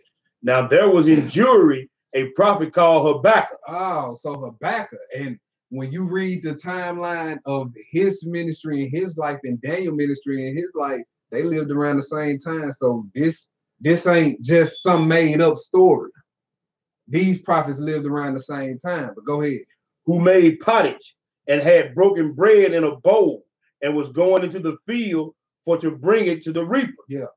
But the angel of the Lord said unto Habakkuk, go carry the dinner that thou hast into Babylon unto Daniel, who is in the lion's den. Yeah. And Habakkuk said, Lord, I never saw Babylon, neither do I know where the den is. Right, because he wasn't in that captivity. So he won the captive of Babylon. He was in the Median, in the Medes, in the Mede captivity. I should say. Go ahead. Then the angel of the Lord took him by the crown and bare him by the hair of his head, and through the vehemency of his spirit set him in Babylon over the den. What? That's a fairy tale, brother. No. The angel took him by the crown of it and just set him in. You can read that in Ezekiel too. Let's go there. I'm right here. Ezekiel chapter 8. Okay. This happened to Ezekiel too, because a lot of people say it's a fairy tale because they read that. Well, if that's a fairy tale, if you have a problem with that in the Apocrypha, you're going to have a problem with Ezekiel in the 66. So if that's a contradiction, if that's a flaw, this is too. We want to pick it up at Ezekiel chapter 8 and just read that verse 3. All right. Ezekiel, read verse 2 and 3. Ezekiel chapter 8, verse 2. Yeah. Then I beheld, and lo, a likeness of the appearance of fire, from the appearance of his loins even downward, fire from his loins even upward, as the appearance of brightness as the color of amber. Psalms 104, verse 4 says he make his ministers a flame of fire. Right. Go ahead. And he put forth the form of a hand and took me by a lock of mine head. By one dreadlock. By one dreadlock. Go ahead. And the spirit lifted me up between the earth and heaven and brought me into the visions. I'm sorry, in the visions of God to Jerusalem, to the door of the inner gate that looked toward the north, where was the seat of the image of jealousy, which provoketh to jealousy. All right, now we back in this history of Baal. Baal? Verse 37. Okay. Yeah. And Habakkuk cried, saying, "O Daniel, take the dinner which God has set thee." And Daniel said, "Thou hast remembered me, O God. Neither hast thou forsaken them that seek thee and love thee." So Daniel rose and did eat. And the angel, of the Lord set Habakkuk in his own place again immediately. Upon the 7th day, the king went to bewail Daniel. And when he came to the den, he looked in, and behold, Daniel was sitting. Then cried the king with a loud voice, saying, "Great art thou, O Lord God of Daniel, and there is none other besides thee." And he drew him out and cast those that caused his destruction into the den, and they would divide in a moment before his face. Yeah. Okay. All praise. So we see that it ain't no fairy tale story. You know what I'm saying? It got a historical reference in it. You see what I'm saying? All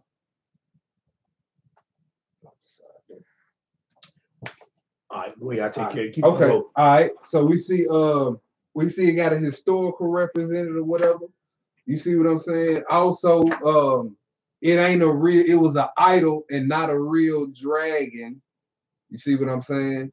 And we just gonna keep going through. We almost through. You know what I'm saying? Hopefully I get to all this, and I think I might have to do another part to this because it's a lot more that I'm not gonna be able to get into that I want to as far as the history and we'll be up on her all night. But I just wanted to go through some of these things that people are saying, and let's just take the scripture for what it is. Let's take the Apocrypha for what it is, and we just read what's on the pages and compare it with the scripture. And when we really look at what's going on, it's really should nobody have a problem with it, to be honest. And like I say, if we wrong, we will correct that. We don't have no problem being corrected. You see what I'm saying? But don't just say you read it knowing you ain't read it and want to make all these type of comments about it, because you could be turning the next brother or sister off that might want to read it, that don't have the discernment, you know what I'm saying, to decipher right now. And to be honest, you know what I'm saying, it's probably not for a lot of you brothers and sisters out there. You know what I'm saying? You might not be ready to receive it. Or it just may be above your pay grade. All right? But the next spot we're going to go to, the next thing we're going to deal with was, they say, none of the hit, you know what? We're going to deal with this. We're going to deal with this. Let's go to Matthew chapter 24. I was going to skip this part. Let's go to Matthew chapter 24. 23. I'm sorry, 23. Because one thing you can find on the internet about the Apocrypha is they say, well, it's a significant book because the Messiah never mentioned any of the prophets in the Apocrypha. Is that correct? Let's see. Let's go to Matthew chapter 23. Right? We're going to read one verse, verse 35. Matthew 23, verse 35. That upon you may come all the righteousness blood shed upon the earth, from the blood of righteous Abel unto the blood of Zachariah, son of Barachias, whom ye slew between the temple altars. Now, most people know this to be the Zechariah in 2 Chronicles chapter 24. Matter of fact, let's go there. 2 Chronicles chapter 24. Notice he says Zechariah, son of Barachias. So basically the Messiah is talking to the Pharisees, and he's saying that they are responsible for all the blood of the first martyr. You see what I'm saying? Yeah. All the way up into Zechariah, son of Barachias. So the only problem with this is if it's talking about this Zechariah, then that would be like 300 plus years of prophets left. You see what I'm saying? And I'm going somewhere with this. Just bear with me. 2 Chronicles 24, 20 through 23. You said 2 Chronicles 24? Yeah, 20 through 23. Okay. Yeah. All right. And the rest of the sons of Levi were these. Hold on, you said 2 Chronicles 24? I'm in 1 Chronicles. My bad. My bad. Yeah. All right. 2 Chronicles 24, verse 20. And the Spirit of God came upon Zechariah, the son of Jehoiada the priest. Not the son of Barachias. That ain't what that we didn't read that, did we? Nope. Okay, go ahead. Which stood above the people and said unto them, thus said God, why transgress ye the commandments of the Lord, that ye cannot prosper? Because ye have forsaken the Lord, whom he also forsaken you. He has also forsaken you. Yeah. And they conspired against him and stoned him with stone at the commandment of the king in the court of the house of the Lord. And Joash the king remembered not the kindness which Jehoiada his father had done to him, but slew his son. And when he had died, he said, the Lord look upon it and require it. That's enough of that. So they say that this is this Zechariah, and a lot of theologians and a lot of commentaries, they refer you back to this scripture. You see what I'm saying? But we read the Messiah says Zechariah, the son of Barachias. Right. So let's go to Zechariah 1:1. Because they said, well, he didn't mention none of the prophets in the Apocrypha. We about to see. I'm going somewhere with this, so just bear with me. Read that first verse. Zechariah chapter 1, verse 1. In the 8th month, in the 2nd year of Darius. came the word of the Lord unto Zechariah, the son of Berechiah. Son of who? The son of Berechiah. Who also was he the son of? The son of Edo, the prophet, saying. All right. So we see the son of Berechiah, the son of Edo, the prophet. Now, this is Hebrew Israelite 101, common knowledge. Son in the Hebrew is ban. It can mean son, like that's my boy, a descendant, or grandson. Right. Now let's go to Ezra chapter 5, because some might say that this is a contradiction. Ezra chapter 5, verse 1. Ezra chapter 5, verse 1. Then the prophets, Haggai the prophet, and Zechariah the son of Edo, prophesied unto the Jews that were in Judah and Jerusalem in the name of the God of Israel, even unto them. So Zechariah, the son or descendant of Edo, right? So it's not a contradiction. All right. So now, why would they lie about?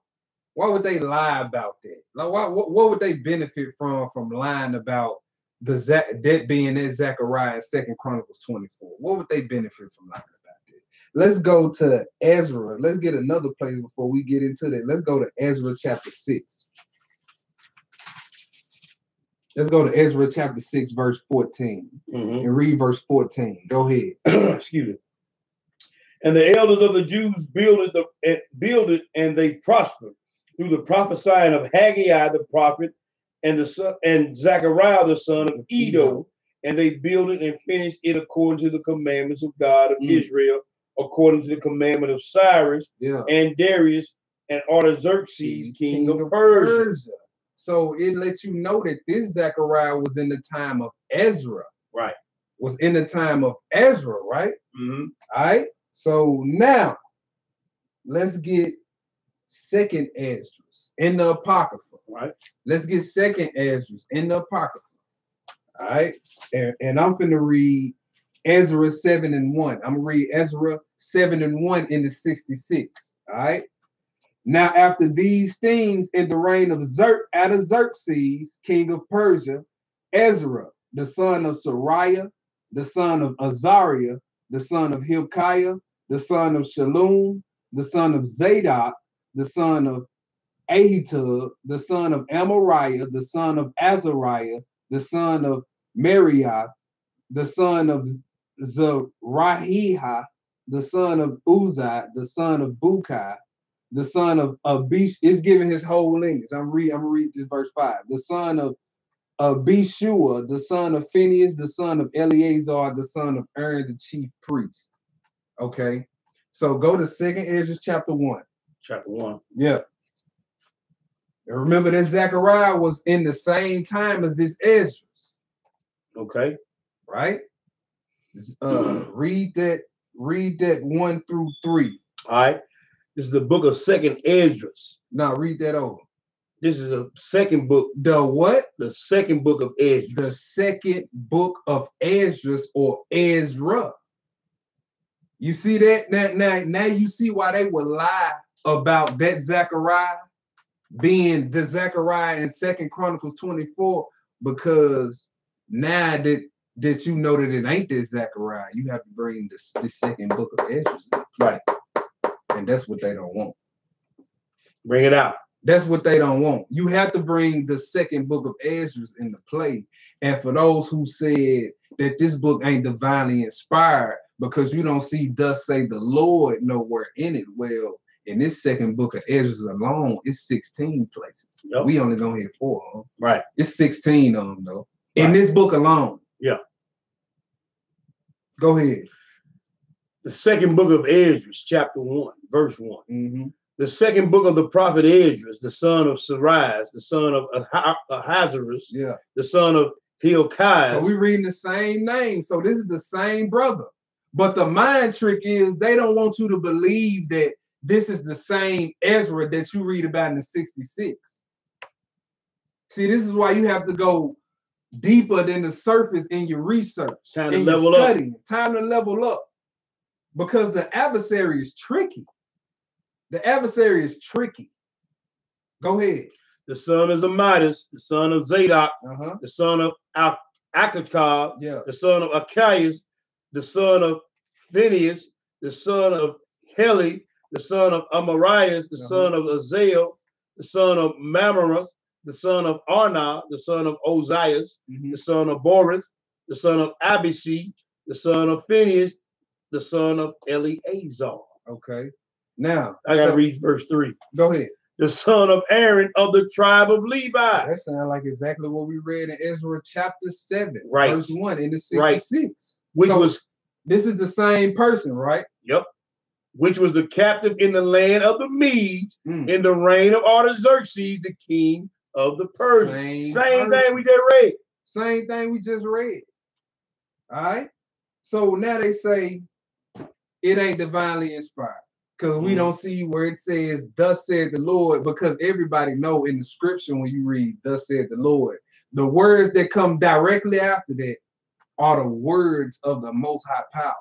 Right. And his prophets always wrote it down. Right. Okay, so let's go through this. Okay. Let's get 2nd Ezra chapter 1, verse 4. Read it. Verse 4. And the word of the Lord came unto me, saying, word of who? The word of the Lord. The word of the Lord, or thus said the Lord, denotes inspiration. Right. Right? Ezra was a seer. In 1 Samuel, it tell you seers are also known as prophets. Right. Go ahead. And the word of the Lord came unto me, saying, that was verse 4. Yeah. Go thy way and show my people their sinful deeds and their children their wickedness. That was it. That was I'm still in verse 5. You just want me to read verse 4. Okay, that was verse 4. All right, same chapter, verse 12. Verse 12. Speak thou for unto them, saying, thus saith the Lord. That's it. You want to keep reading? 15. Verse 15. Thus saith the Almighty Lord. We ain't even at the first chapter yet. Go ahead. Thus saith the Almighty Lord. The Almighty Lord. Go ahead. The quails were a token for you. I gave tents for your safeguard. Nevertheless, ye murmured there. Okay. Go to chapter 2, verse 1. Verse 1. 2nd Ezra chapter 2, verse 1. Thus saith the Lord. Yeah. I brought this people out of bondage, and I gave them my commandments by my servants, the prophets, whom they would not hear, but they despised my counsel. Yeah. So this is why they would lie. This is what benefit they would get from lying about that Zechariah that the Messiah spoke of being the Zechariah 2nd Chronicle. Similar story, right? Different person.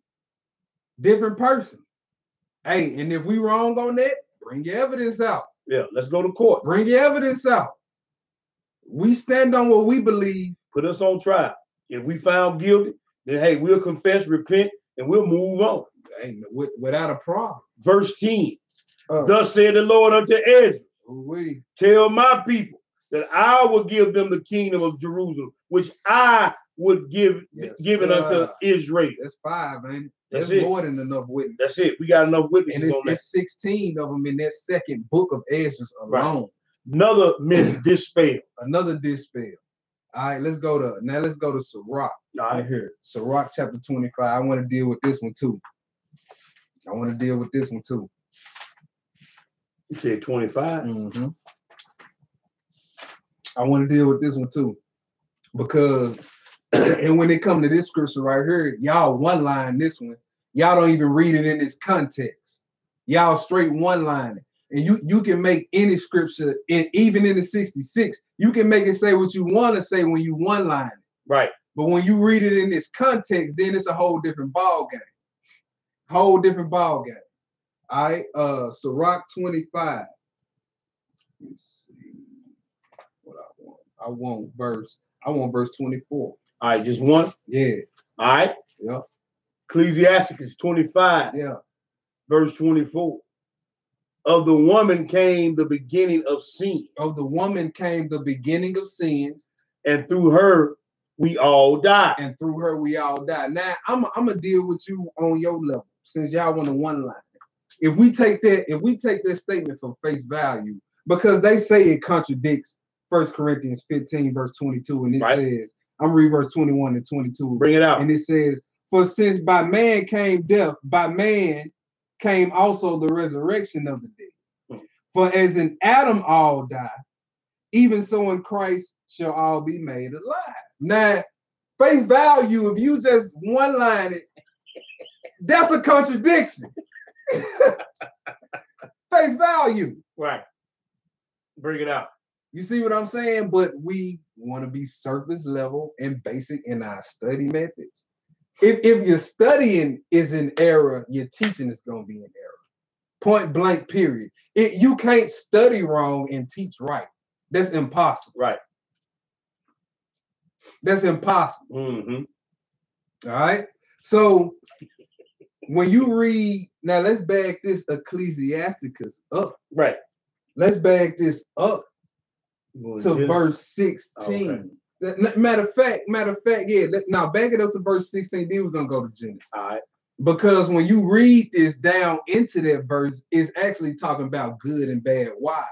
Mm-hmm. And the brother got technical because his statement technically isn't false. If we're being honest, no. The woman sinned first. So there's the beginning of sin. And the wages of sin is death. So if she sinned first, when did death come? After she sinned. His statement is not false, technically speaking. Anyway, we're talking technicality, but we're going to bring the script in. We're going to bring the script in to show you the woman sinned first. And if you just, and what this is talking about in 1 Corinthians 15, two totally different contexts. This is talking about the resurrection. He's talking about good and bad wives. And he's being technical to drive his point home about wicked women. Just like Solomon did in Ecclesiastes chapter 7, verse 25. We're going to look at something that he said about women and see, it looks like a contradiction, face value, if you want to take it there. See, we can play this game all day. Mm-hmm. Of this sound like this and this sound like this, but who's bringing the precepts out? Line upon line. We can play this game of back and forth all day long, but it gets us nowhere. It's just a pissing contest at that point. Right. Where was we at? We at the 16. Read that. I had rather dwell with a lion and a dragon than to keep house with the wicked woman. Ooh. Ooh. The wickedness of a woman changes her faith and darkens her conscience like sackcloth. Keep going. Yeah. Her husband shall sit among his neighbors. She drove him out the house. And when he hears it, he shall sigh bitterly. Yeah. All wickedness is but a little to the wickedness of a woman. Ooh, that sounds something similar to what Solomon said. Right. We're going to read that. Go ahead. Let the portion of a sinner fall upon her. Ooh. The Most High will give a wicked woman to a wicked man. Right. Look at Ahab and Jezebel. Go ahead. As the climbing up of a sandy way is to the feet of the aged, so is a wife full of words to a quiet man. Woo. Stumble not at the beauty of a woman. Y'all see that? Stumble not at the beauty of a woman. Don't be drawn. He said the scriptures say beauty is vain. Right. Go ahead. And desire her not for pleasure. See that? Don't just be out here trying to court women just because you just want to smash, get you one off. You just ready to flap skin. Yeah, we don't condone that. We ain't raising whoremongers. No dogs among Israel, and no harlots among the daughters of Israel. No, go ahead. 22. A woman, if she maintain her husband, is full of anger. You see that? That says a woman, if your woman taking care of you and you wonder why she always mad, this is why she always mad, because she know she tired of taking care of this sorry Negro. Yeah. A woman that maintained her husband. Go ahead. Impotence and much reproach. Ooh, much reproach. She ain't got nothing but bad things to say about you. Yep. Go ahead. A wicked woman abateth the courage, maketh a heavy countenance and a wounded heart. A woman that will not comfort her husband in distress maketh weak hands and feeble knees. A woman that won't support her man when he down, they make it even worse. Go ahead. Back at 24. Of the woman came the beginning of sin. Of the woman came the beginning. Now let's go and ahead. Through her we all die. And through her we all die. Now, if you would just want to see scriptures in the Apocrypha crediting Adam with the fall of man, we'll be on this live all night going through scriptures in the Apocrypha showing that. Right. But let's go to Genesis chapter 3. Genesis chapter 3. And don't get it twisted. We know the thing fell on Adam because he the head. You see what I'm saying? But like I said, bro, driving this point home, and sometimes you have to be technical to drive your point home. Right. And if you want to be technical on that end, they both were called Adam. Adam named Eve. God named them both Adam. Right. And he said, so when you read that Corinthians, hey, through Adam all died. Yeah. Yeah. That's the man, that's the species man. Exactly. See that's that surface, looking at the scriptures, everything is not to be meant to be taken surface level in these scriptures. Some things you gotta dig. You gonna have to dig and search the other side of the coin. Step outside of what you've been taught just for a second. You ain't gonna get just in trouble. For a second. You're not gonna get in trouble. You're not gonna get in trouble. What you scared of? Y'all, people got brothers thinking this is a book of spookery. Right. You ain't gonna get in trouble. And if you think you're gonna get in trouble, don't tell nobody, just do it. Just do it. And if you thinking that anyway, you thinking about what other people gonna think about you. You respect the person, you fearing man more than you fear the Lord. It ain't for you. Don't even, matter of fact, my bad. Leave it alone. My bad. Leave it alone. If that's your mindset, it ain't even for you. Move on. Cut this off. Just cut it off. It might not be for you. It might not. You might not be ready to receive it. Go ahead. What was it, bro? That was it. No, we went to Genesis 3. We never did read. Okay, Genesis 3 and read verses 1 through 6. All right. Yeah. Now the serpent was more subtle than any beast of the field which the Lord God had made, and he said unto the woman, Yea, have God said ye should not eat of every tree of the garden? Yeah. And the woman said unto the serpent, We may eat of the fruit of the trees of the garden, but the fruit of the tree which is in the midst of the garden, God hath said, Ye shall not eat of it, neither shall you touch it, lest ye die. Yeah. And the serpent said unto the woman, Ye shall not surely die, for God does know that in the day that ye eat thereof, then your eyes shall be opened, and ye shall be as God, knowing good and evil. And when the woman saw that the tree was good for food, and that it was pleasant to the eye, and a tree to desire to make one wise, she took of the fruit thereof. Who took first? She took of the fruit thereof. So he said of the woman came the beginning of sin. Right. So is that a false statement? Nope. According to the story, it's not false. Go ahead. And gave also unto her husband with her, and he did eat. Okay, and Adam had a chance to clean it up, and he did. He did. As the head, he did. They gonna make mistakes, but you supposed to be the one to clean it up. You supposed to clean it up. He tell you when Job said, Lord, if I hide my head in my bosom like Adam did, right. I ain't gonna do that. Right. I ain't gonna do that. But just for let's go now. Let's hit this Ecclesiastes in the 66th verse. Chapter 7. Chapter 7.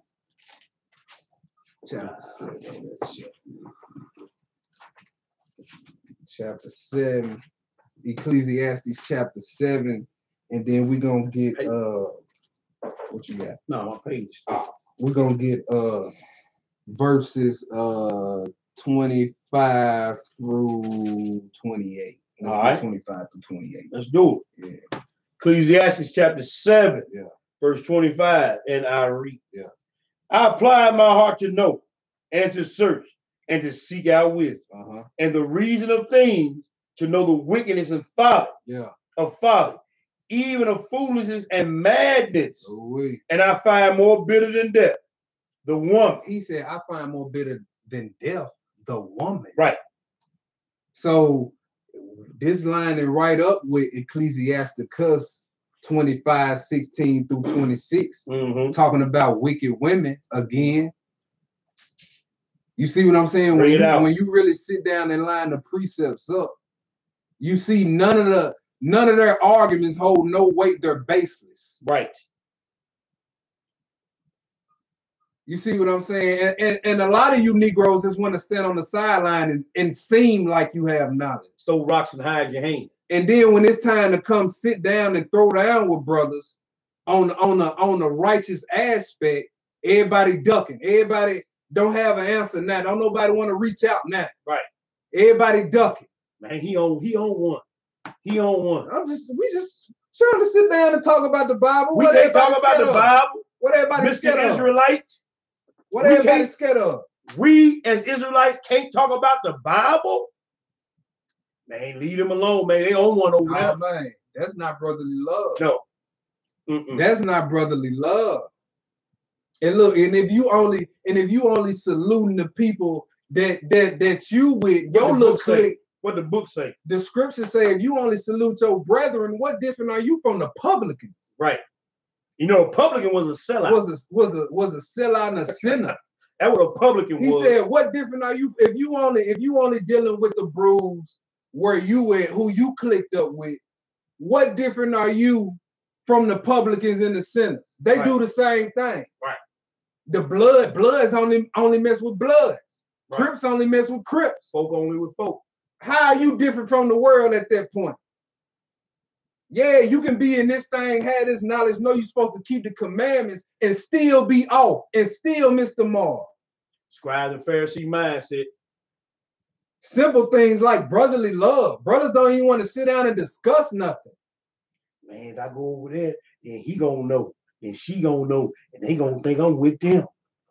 Like we need to do some real self-checking. We need to do some real self-checking. Am I doing this? Am I serving the God of Israel? Or am I serving my camp body? Or am I doing this thing to be seen of men? Vain glory. That's a shot fired for real. We need to get real with this, man. We need to stop playing with this. Stop being so spiteful till we can't even sit down and discuss nothing. Don't want to sit down and don't want to learn nothing else new. Don't want to learn more. Just satisfied. And peep this. If you ain't getting better, then you actually getting worse. You getting worse because everybody's around you getting better. Right. Everybody around you growing, and you look up, and you still on keep the commandments. And that's all you know. That's as far as it goes. It's way deeper than that. Way deeper than that. Even on just one of the manifold, it's even deeper than just keeping the Sabbath day. Even in your mind. Exactly. And we can go on all night about that. So I mean, it's time to level up, man, for real. That's point blank. Period. Dot. It's time to level up in our understanding. Let's stop being little kids in our understanding, little kids in our studying, little kids in our meditating, and let's start being grown-ups in our understanding, grown-ups in our meditating, grown-ups in our studying, grown-ups in how we treat each other. And that's the most important thing. That's the most important thing. Be a grown-up or be a mature Israelite Christian or whatever you want to be. Be in your actions, be grown up. Yeah. Because, hey, ain't no man that you follow you under gonna get you in the kingdom. You gonna get you in the kingdom. And you ain't gonna be able to coattail your moray, your teacher, or whoever you follow, or whatever you doing. You're not gonna be able to coattail them in the kingdom, and they're not gonna be able to pull a Johnny Cochran for you on Judgment Day. Nope. So stop leaning on everything. Oh, well, what my teacher said. I don't care what your teacher said. Man, what thus saith the Most High? Give it to him. Give it to him, bro. What was we at? We at the 25, man. Go ahead. I applied my heart to know and to search, to seek out wisdom and the reason of things and to know the wickedness of folly, even of foolishness and madness. And I find it more bitter than death. The woman that Solomon would know out of everybody. Yeah, he had all the women he dealt with. You know how many personalities and you know what I'm saying?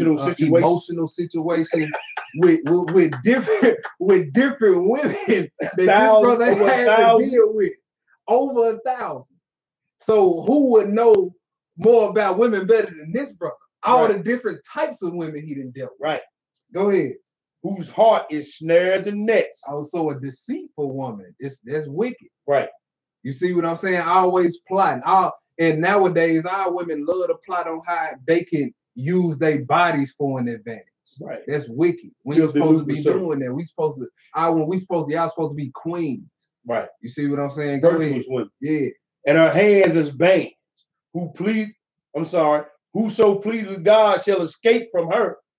But the sinner shall be taken by her. And that's a scripture in the Apocrypha that says God gives a wicked woman to a wicked man.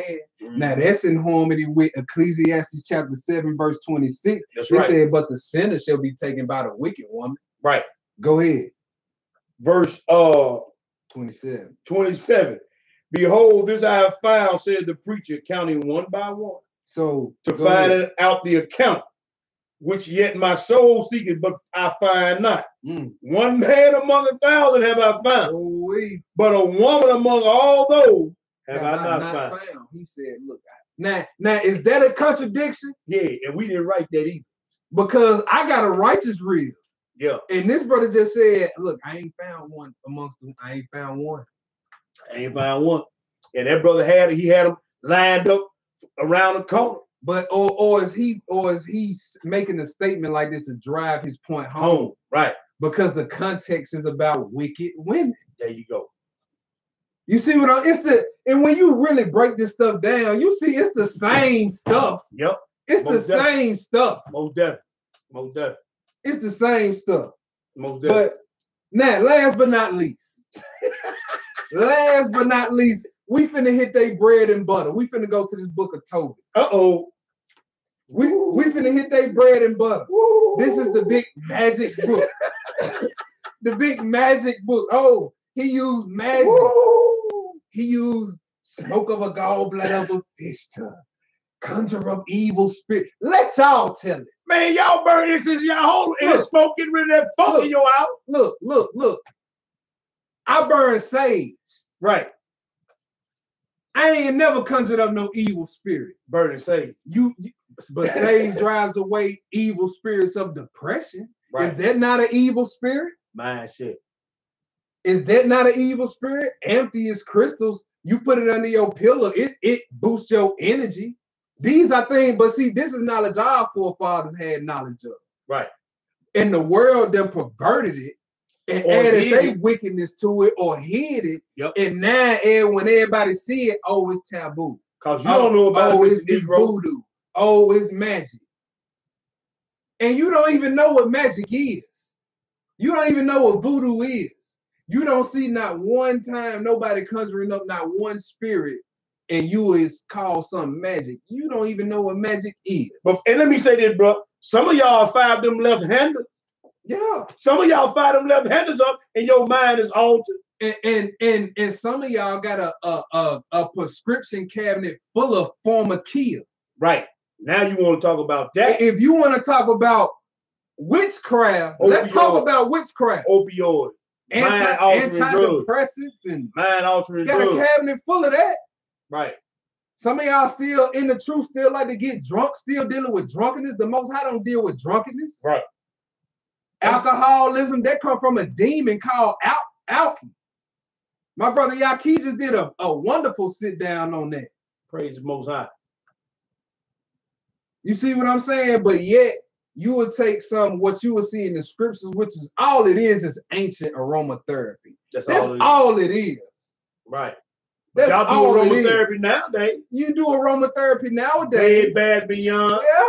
Yeah. Get them little oil. Yeah. Put them on the doggone thing and light your house up. Yeah. And look, what you Negroes call, when you see a brother or sister that's into the crystals or whatnot, we know that the wicked, they're perverted that just like they perverted the rainbow, and the rainbow is around the Most High throne. Right. They perverted the word of God, period. They perverted the word of God, period. Just because the wicked take some and pervert it, don't make it theirs to claim, to say that, you know what I'm saying? Like, stop that. All knowledge comes from the Most High anyway. Exactly.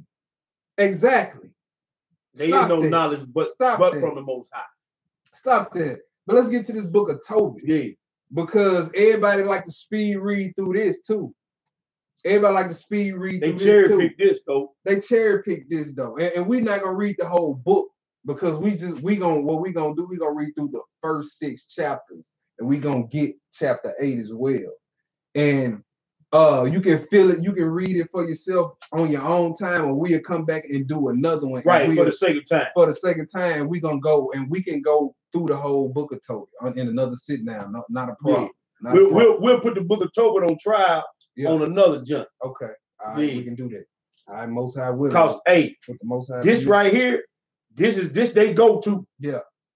Matter of fact, I want to get some real quick. Go ahead. I want to go to 2nd Ezra chapter 7, verse 48. I just want to show in the Apocrypha that just because they are running to that scripture in Ecclesiastes, I want to show in the Apocrypha does credit Adam with the fall of man. It's all throughout here. Where you going? What book? Chapter 7 and chapter 7. Yeah, verse 48. All right, 7 and 48. Yeah. All right. 2nd Ezra chapter 7, verse 48. Yeah. For now we finna dispel this lie. O thou Adam, what hast thou done? For it was thou that sinned. Thou art not fallen alone, but we all that come of thee. For what profit is it unto us if there be promised us an immortal time, whereas we have done the works that bring it death? All right, let's go to 2nd Ezra chapter 3 and verse 21. All right. Second witness. 3 and 21. What do it say? It said, for the first Adam bearing a wicked heart transgressed and was overcome. And so be all that were born of him. Same thing you read that in that Romans. Yeah. For all have sinned. Exactly. For all have sinned and come short. Yeah. So it's lining right up with the scripture. Ain't no contradictions, man. You just ain't studied up. Exactly. That's all it is. And y'all the ones making the book not make sense. Right. Stop living off sound bites, man. Exactly. Now let's get to this Tobit. Right. Let's get to this Tobit. All right. We're going to read the first chapter of Tobit. This is the first chapter of Tobit in the Apocrypha. All right. Okay. Tobit 1 and 1. Hold on. Let me get there. I'm going to be following on my phone. And anytime where you can skip, if you can give me the skip, because like I said, we over there 2 hours. We're getting over 2 hours. Okay. Okay. So anywhere I can skip where you want to go, just let me know. All right. All right. Okay. The book of the words of Tobit, son of Tobiel, the son of Anael, the son of Aduel, the son of Gabriel, of the seed of Asher, the tribe of Naphtali. So this is an Israelite from the tribe of Naphtali. Go ahead. Who in the time of Esamer, king of the Assyrians, was led captive out of Thisbe. So he was in the Assyrian captivity. Right. Go ahead. He was of the 10. Right. Which is at the right hand of the city, which is called Naphtali, properly Naphtali, in Galilee above Aser. Yeah, go ahead.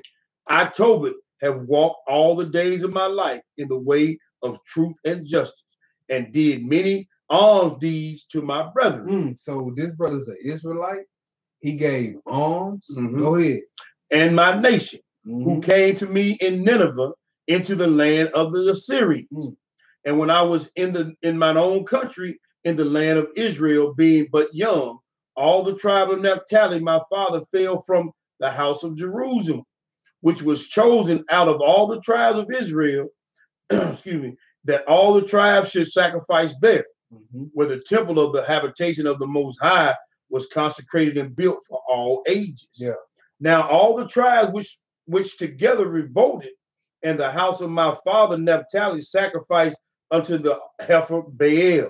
So all when his people went into captivity, all his people had fell out the truth. Right. You know what I'm saying? Same thing we go through today. All right. And let's see what he did. But I alone went often to Jerusalem at the feast, as it was ordained unto all the people of Israel by an everlasting decree, having the first fruit and the tenth of increase, which that was first shown, and them gave I at the altar to the priest of the children of Aaron. Yeah. So he following the high days, He keeping a tithe. He doing a whole rip. Yep. And why don't we never hear none of this about Toby? So if he gonna be doing witchcraft, why is this brother doing this? Why is he? We don't never hear none of this about Toby though. They just jump straight to and see half book readers. Go ahead. The first part, the first 10th part of all increase I gave to the sons of Aaron who ministered at Jerusalem. Another 10th part I sold away and went and spent it every year at Jerusalem. So he going up every year. Every year. Being as he was commanded by the everlasting decree. That's right.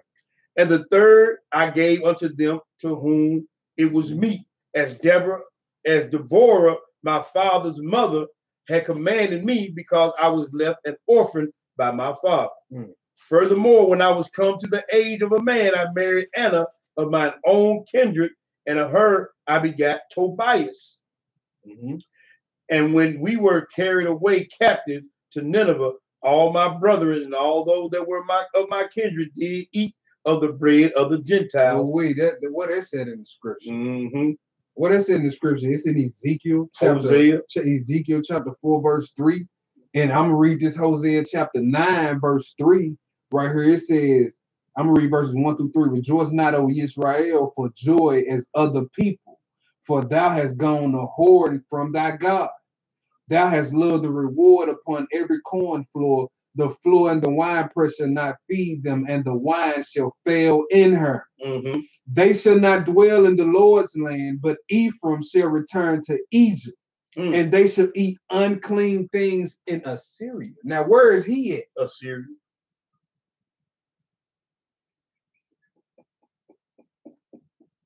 Go ahead. But I kept myself from eating, because I remember God with all my heart. And the Most High gave me grace and favor before in the emissary, so that I was his purveyor. Yeah. And I went into Media, and left in trust with Gabriel, the brother of Gabarus, at rages in a city of Media, 10 talents of silver. Now in emissary was dead, and Sennacherib his son reigned in his stead, whose estate was troubled that I could not go into Media. Another historical event that you right. And in the time of emissary, I gave my alms to my brethren, and I gave my bread to the hungry, and my clothes to the naked. And if I saw any of my nations dead or cast out, about the wall of Nineveh, I buried him. And if the king Sennacherib has slain any, when I was come and fled from Judea, I buried them privately, for in his wrath he killed many. But the bodies were not found when they were sought for of the king. So he was going around burying his people, doing another righteous deed. Right, that's right. Go ahead. And when one of the Ninevites went and complained of me to the king, that I buried them and hid myself, understanding that I was sought to be put to death I withdrew myself for fear. Then all my goods were forcibly taken away. Neither was there anything left me beside my wife Anna and my son Tobias. Now he's about to make another reference to the scripture. He's about to make a reference to Isaiah 37, verse 37 through 38. We ain't gonna go to it, but just for you can jot that down in your notes. He's about to make a reference to it. Go ahead. And there passed not 50 days before two of his sons killed him, and they fled into the mountains of Aratha and Sarkadonus. You can read that about Sennacherib, Isaiah 37 through 38. Go ahead. His son reigned in his stead, who appointed over his father's accounts and over all his affairs Achaharazus, my brother Aniel's son. You can skip to chapter 2. We're going to chapter 2. Yeah. All right. Now, when I was come home again, and my wife Anna was restored unto me, and my son Tobias in the feast of Pentecost, keeping the feast. Go ahead. Which is the holy feast of the 7 weeks. There was a good dinner prepared me, in which I sat down to eat. And when I saw the abundance of meat, I said to my son, go and bring what poor man whosoever thou shalt find out of our brethren, who is mindful of the Lord, who is mindful of the Lord. The brother had the hospitality of Abraham as well. But he also told his son to go find somebody who was serving the Lord. Not just know anybody out in the street now. Exactly. That's why I want to stress that. And lo, I tarry for thee. But he came again and said, Father, one of our nation is strangled and is cast out in the marketplace. Then before I tasted any meat, I started up and took him up to a room until the going down of the sun. Then I returned and washed myself and ate my meat in heaven, remembering that prophecy of Amos. Wait, Amos 8 and 10. You can read that in Amos, the 8th chapter, verse 10, what he's about to read right here. Go ahead. As he said, your feast shall be turned into mourning and your mirth into lamentation. Therefore I wept, and after going down of the sun, I went and made a grave and buried him. And my neighbors mocked me and said, this man is not yet afraid to be put to death for this matter, who fled away, and yet lo, he buried the dead again. The same night also I returned from the burial and slept by the wall of my courtyard, being polluted, and my face was uncovered. All right, so he waited till the sun went down after the feast day to go bury this cat. Right. So he understood the cleanliness laws as well. Right. And didn't go back in his house unclean either. Exactly. So he said, slept by the wall. So it sounds like this brother keeping a lot of law. Man, he keeping a lot of law. And you don't hear them talk about this when it comes to Tobit. You don't hear them bring out all this. This is a righteous brother right here. Right. And y'all need to be careful that y'all not burn false witness on these people, on our dead forefathers too. Right. Y'all need to be careful of that. Calling this wicked a book of spells from Satan. You need to be careful. Go ahead. Yeah, well, okay, verse 10. Verse 10, yeah. And I knew not that there were sparrows in the wall, and my eyes being open, the sparrows muted warm dung in my eyes. Boo-booed in his eyes. So he didn't know these birds was on the ledge or whatever. Yeah. And they didn't boo-booed in his eyes. Yeah. I'm sorry, and I'm sorry, I'm gonna start in the wall, and my eyes being open, the sparrows muted warm dung in mine eyes, and a whiteness came into my eyes. And I went to the physicians. He going to the doctor just like anybody else would. Yeah, because he's blind now. Right. After he wiped the dung out his eyes, he said it was like a white film over his eyes. He couldn't see nothing. All right. So that's the first key. First key, he's blind. All right. Go ahead. And I want to point this out too. He didn't seek the Lord first. Now you can go over there and read about the brother who had the sickness in his feet. Yeah. And it said the Lord diseased him in his feet because he sought the physician rather than seeking the Lord. Yeah. Yeah. So again, another precept. Another precept. Go ahead. And I went to the physician, but they helped me not. Moreover, Acharias did nourish me until I went into Elamas. Yeah. And my wife Anna did take women's work to do. And the women's work is sewing, weaving, and selling it. You read Proverbs 31, 13 through 24. Yeah, verses selling her wear. Yeah, exactly. That's what he's getting into. Go ahead. Verse 12. And when she had sent them home to the owners, they paid her wages and gave her also besides a key. And when when it was in my house and began to cry, I said unto her, from whence is this key? Is it not stolen? Render it to the owners, for it is not lawful to eat anything that is stolen. So Tobit going through it, man. He blind.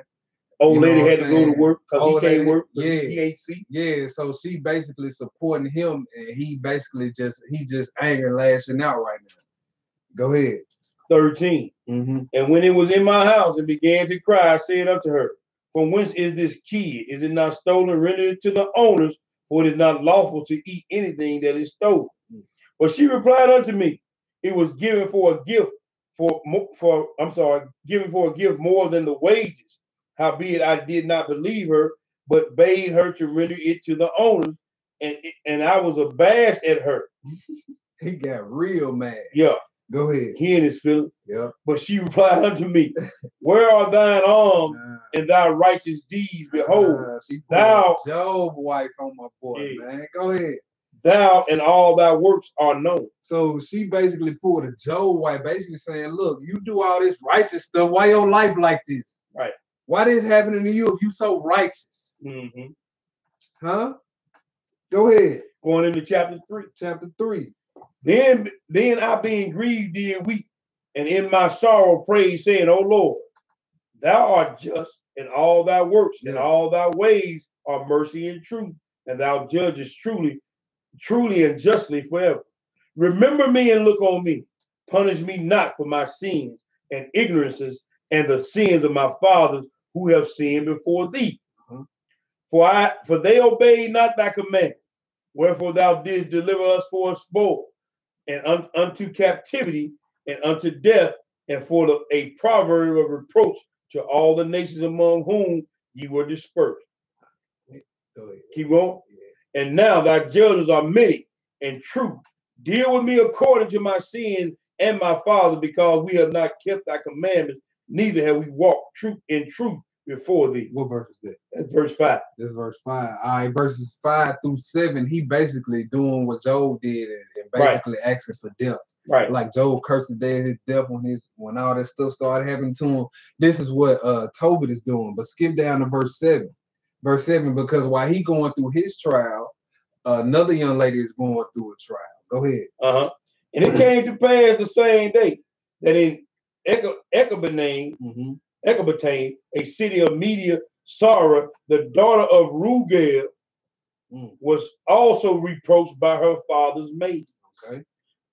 Because that she had been married to 7 husbands, whom Asmodeus, the evil spirit, had killed. So this is a wicked spirit, right?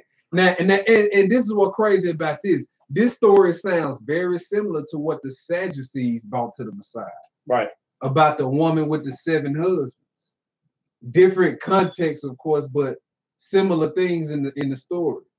They said she was married 7 times. This woman right here was married 7 times, but we're gonna read before they could consummate the marriage, this evil spirit would come and kill the husband. Go ahead. Whom Amadeus, the evil spirit, had killed before they had lain with her. Dost thou not know, said they, that thou hast strangled thine husband? Thou hast already 7 husbands, neither was thou named after any of them. Wherefore dost thou beat us for them? If they be dead, go thy way after them. Let us never see of thee either sons or daughters. So y'all see what the mean stuff they saying to this? They like, oh yeah, you the one that be killing your husband. Yeah. Yeah, you beating us because they dead. False accusation. I pray we never see a son or a daughter of yours. That's what they saying to us. So this is what you got. You got a blind man, and you got a woman that's being plagued by a devil. Right. All right. This is what you got so far. Go ahead. When she heard these things, she was very sorrowful. So that she thought to have strangled herself. And she said, I am the only daughter of my father. And if I do this, it shall be a reproach unto him. And I shall bring his old age with sorrow unto the grave. So she contemplated suicide.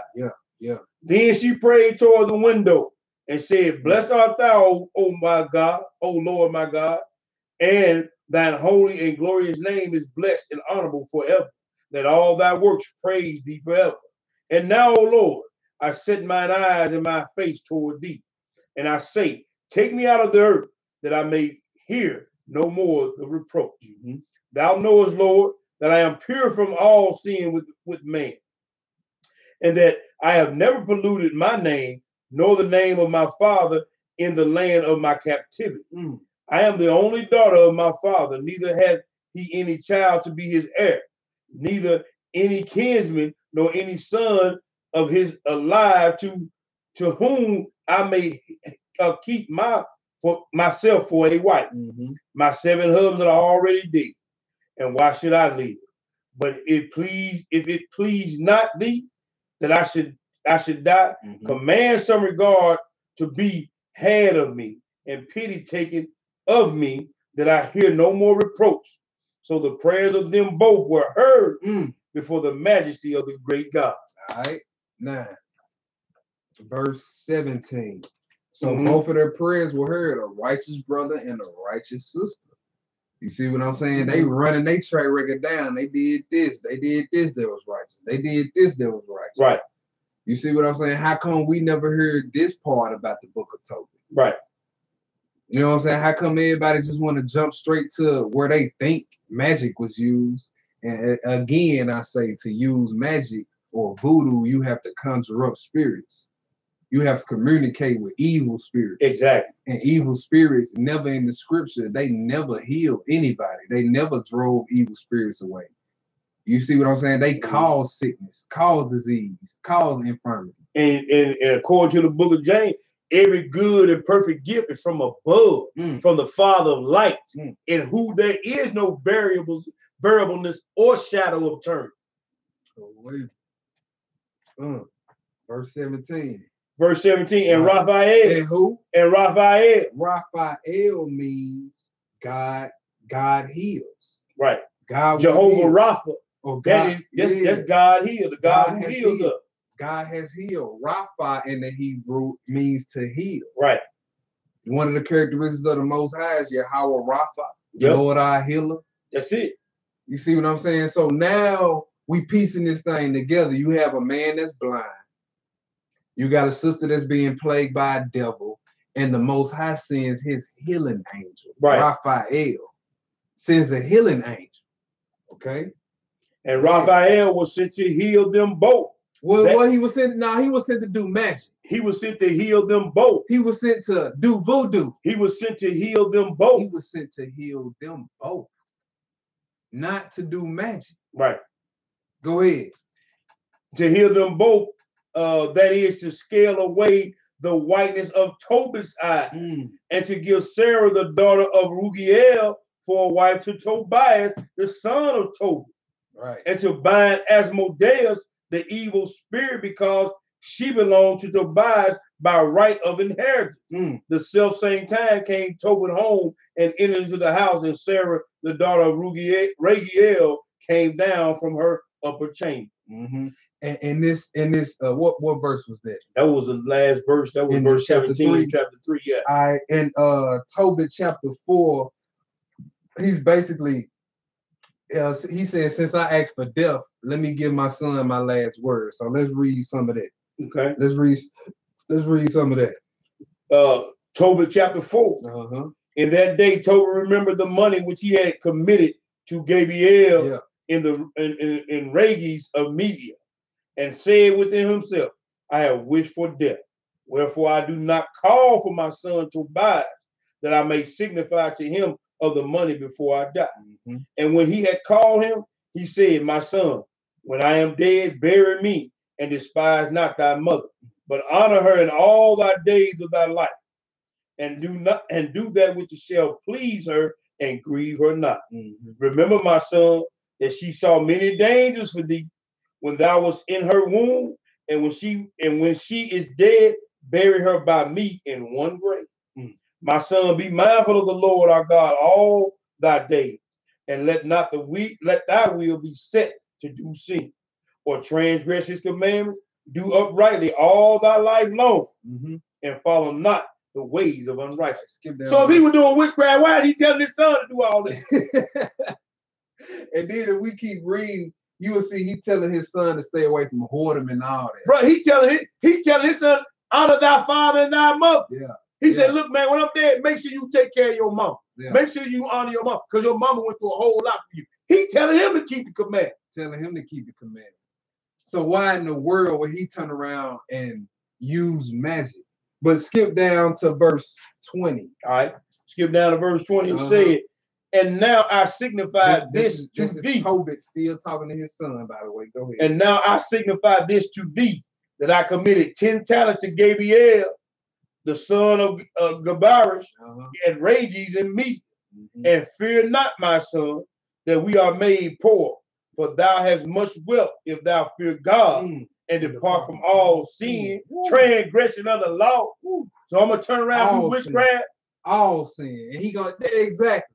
He gonna turn around and do witchcraft, huh? And do that which is pleasing in his sight. Yeah. Going into chapter 5. He wrote. Yeah. All right. Tobias then answered and said, Father, I will do all things which thou hast commanded me. Yeah, because we read at the beginning, Tobit gave this man, he left with this man some talents. He left with him, man, some money, right? So he telling his son, he think he on his deathbed. He telling his son, look, it's gonna be a man that I gave some money to. I need you to go get that. You know what I'm saying? So Tobias like, look, I don't know him. He don't know me.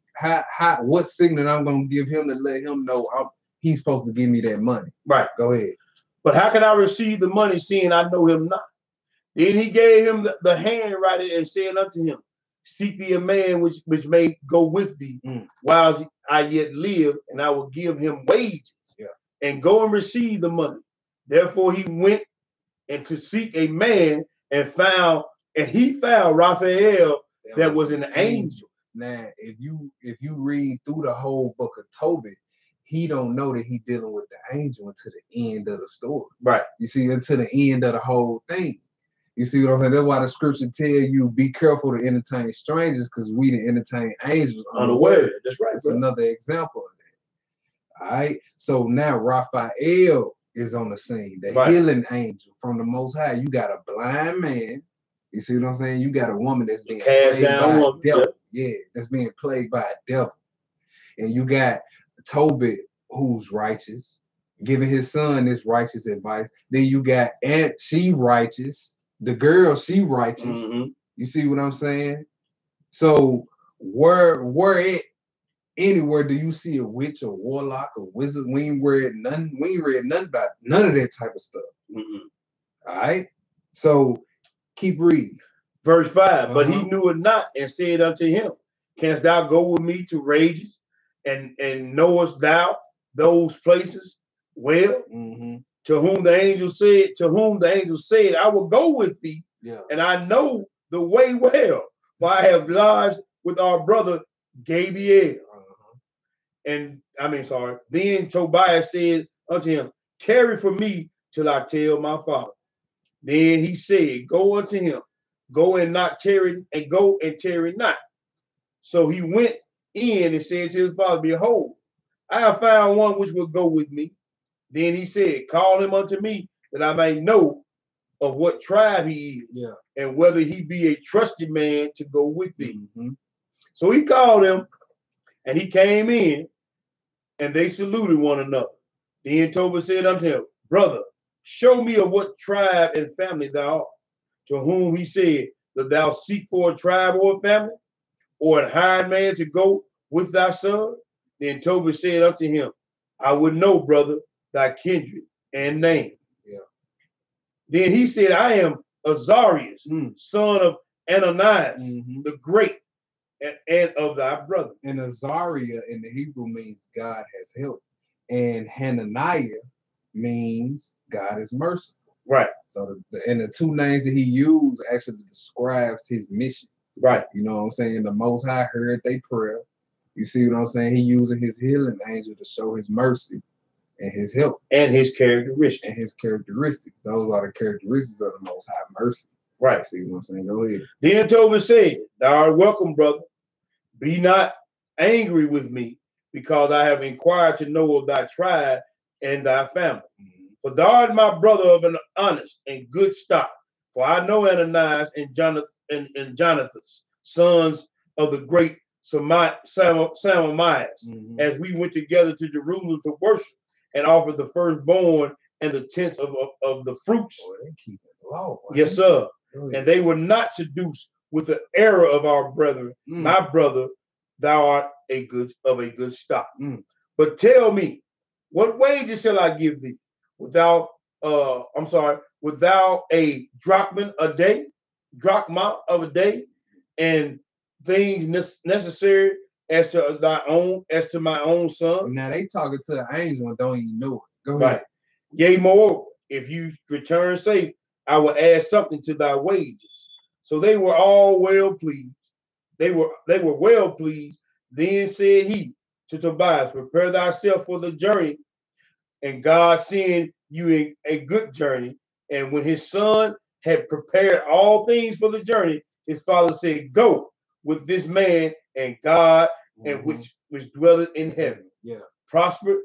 Which dwelleth, that's right. Prosper your journey, and the angel of God keep you company. Now he's saying this right unknowingly.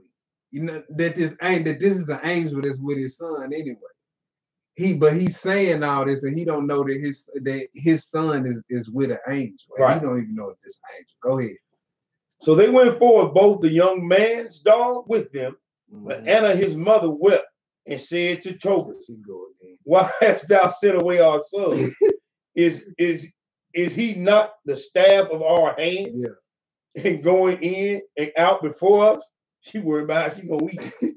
"And he be not greedy to add money to money, but let it be as refuse in respect of our child. For that which the Lord has given us to live with does suffice us." Yeah. Then said Tobit to her, "Take no care, my sister." My sister is actually an ancient term of affection for your spouse or your lover. Right. You can check Songs of Solomon verse 4 and 8. Bro, we say that now. Yeah. I call my wife, look at his sister. Yeah. So I mean, don't trip on that. Yeah. Y'all, this is a book of Israelites by Israelites. Exactly. They talk just like we talk back then, we talk now. Yeah. So don't trip on that. Yeah. You know what I'm saying? All it is. Don't even trip. That's a whole nother deal. Exactly. He shall return in safety, and thine eyes shall see him. For the good angel will keep him company. That's twice he said this. That's right. Yeah. And his journey shall be prosperous, and he shall return safe. Then she made an end of weeping. So that's twice he done made a reference to an angel protecting his son, and he don't even know that his son is walking with an angel. His son don't know it either. Right. All right, now let's get into it. Chapter 6. All right. Chapter 6. And again, if it's voodoo, for it to be voodoo, for it to be magic, there has to be some type of evidence that y'all bringing to the table that shows where an evil spirit was conjured up. And whenever in the scriptures did evil spirits heal and drive out other evil spirits? You can't read it in the 66. But I can take you to Matthew 12, where the Pharisees accused the Messiah for for casting out demons with the power of Satan. That's basically what y'all saying in Tobit. Right. And then he went on to say that them doing that was blasphemy of the Holy Ghost. Ooh, y'all don't want to be in trouble with that one. There's no forgiveness in this world or the one to come. Nope. None. So check yourself. So if you know you hadn't read this book after watching this, you see what I'm saying? If you can't bring no precepts to the table, keep your mouth closed. You need to stand down, point blank. And you need to keep your mouth closed for your sake. Point blank, period. You speaking against this book and you don't know who wrote it and all that. And we ain't reading number righteous action here. Exactly. And this ain't even scratching the surface of what else is left on the table to discuss. You know what I'm saying? Any brother want to get with, hey, I ain't hard to get in contact with. Come on, let's get it. Chapter 6. All right. Go ahead. And as they went on their journey, they came in the evening to the rivers of Tigris, and they lodged there. Yeah. And when the young man went down to wash himself, a fish leaped out of the river and would have devoured him. Then the angel said unto him, "Take the fish." And the young man laid hold of the fish. Okay, here's the account where everybody say magic was used. All right. And drew it to the land, to whom the angel said, "Open the fish and take the heart and the liver and the gall and put them up safely." Right. So the young man did as the angel commanded him. And when they had roasted the fish, they did eat. And they both went on their way till they drew near to Ecbatane. Yeah. Then the young man said to the angel, "Brother Asarius, to what use is the heart and the liver and the gall of the fish?" Oh, so point blank, period. He asked the question. Now, let y'all tell it.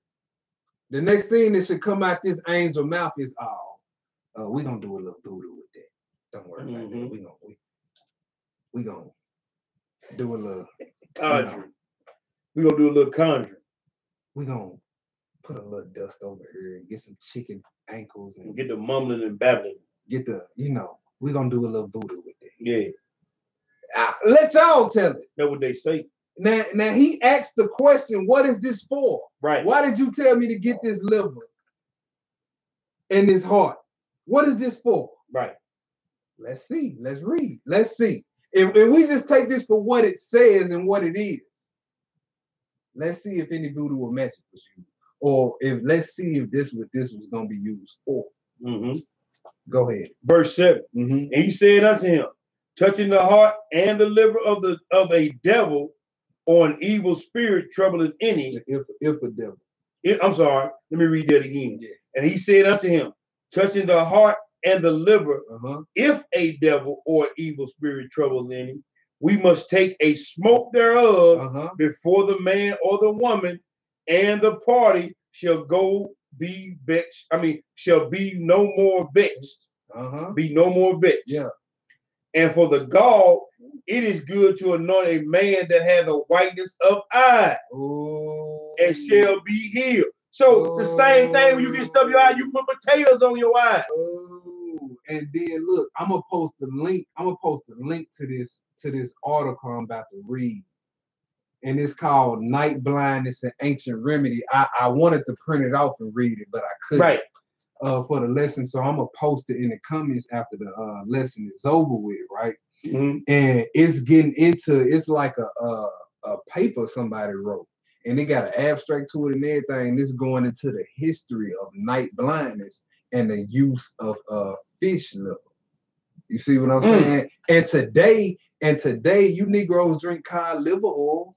Yep, y'all take that fish oil. Where they get the oil from? Where did they get the oil from? The codfish. All right, let me find this where it was talking about the smoke from the liver though, because I wanna read that. I want to read that. That ain't gonna be in chapter 6. Now I'm talking about in this article right here. All right, here we go. It says this is let me get the name for this article. All right. I'll post it in the comments, y'all. And y'all can go through and read it and verify this for yourself. And it says, with respect to the Arab civilization, I found that the basic physician Hanayan Ibn Ishaq recommended in his book 7 articles on the eye, the same procedure of rubbing the liver oil in the eye, but also added 2 more suggestions. Check this out. Get the smoke from the cooking liver goes into the eye plus eat the liver. And he specified goat liver. Now we know that the cause of night blindness is deficiency in vitamin A, and the real therapeutic benefit comes from eating the liver, animal liver, including that of a fish, which is very rich with vitamin A because the liver is the storehouse of vitamin A in the body. Some ancient medical practitioners prescribe rubbing the liver oil in the eye. We just read that. We just read that. And to keep it scripture, if you have a problem with the smoke of a fish driving away an evil spirit, let's go to what they say. What? Let's go to right here. What they say. First Deuteronomy. You got Deuteronomy first. Deuteronomy 18. You want that 1 Samuel 16, 23? Yeah. Let's get that 1 Samuel 16 and 23. 1 Samuel 16, 23. Yeah. 1 Samuel 16 and 23. He used the smoke of a fish to drive away an evil spirit. What did David use to drive away evil spirit? Right. Is that magic? Why ain't that considered magic? Because it's in the 66, huh? Yeah. That's why. Okay. Where your logic don't hold up. When we start traveling the scale for that logic, it don't hold up. Well, and if you want to roll with it, precept. Simple and plain. What precept. 1 Samuel 16 and 23. 16 and 23. Go ahead. And it came to pass when the evil spirit from God was upon Saul that David took in harp and played with his hand. So Saul was refreshed, as was well the evil spirit departed from him. Yeah, and that's today. Spirit influence, music influences your spirit. You listen to certain music, the spirit of anger will come over you, spirit of sadness. Yep. Same thing today. But this ain't considered, man. He drove an evil spirit away with music. And y'all don't have no problem with that. Right. That ain't spookery, but because this is in the Apocrypha, it should be considered spookery. Let's go to the did we finish that? We were down there at verse 8. I read verse 8, then we're gonna hop to the 8th chapter to see the fulfillment of this. All right. As for the gall, it is good to anoint a man that has whiteness in his eyes, and he shall be healed. Now we just read that in the article. Right. So medically and scripturally, it shouldn't be no beef with that, what we just read and told it.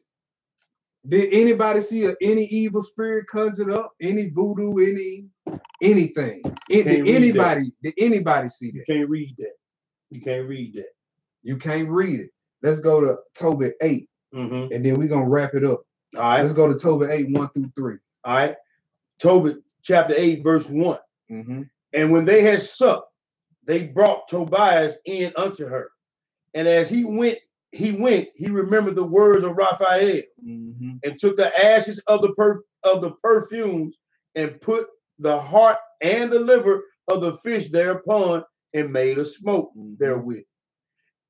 The which smell, when the evil spirit had smelled, he fled into the utmost parts of Egypt, and the angel bound him. Ooh, so he drove him away.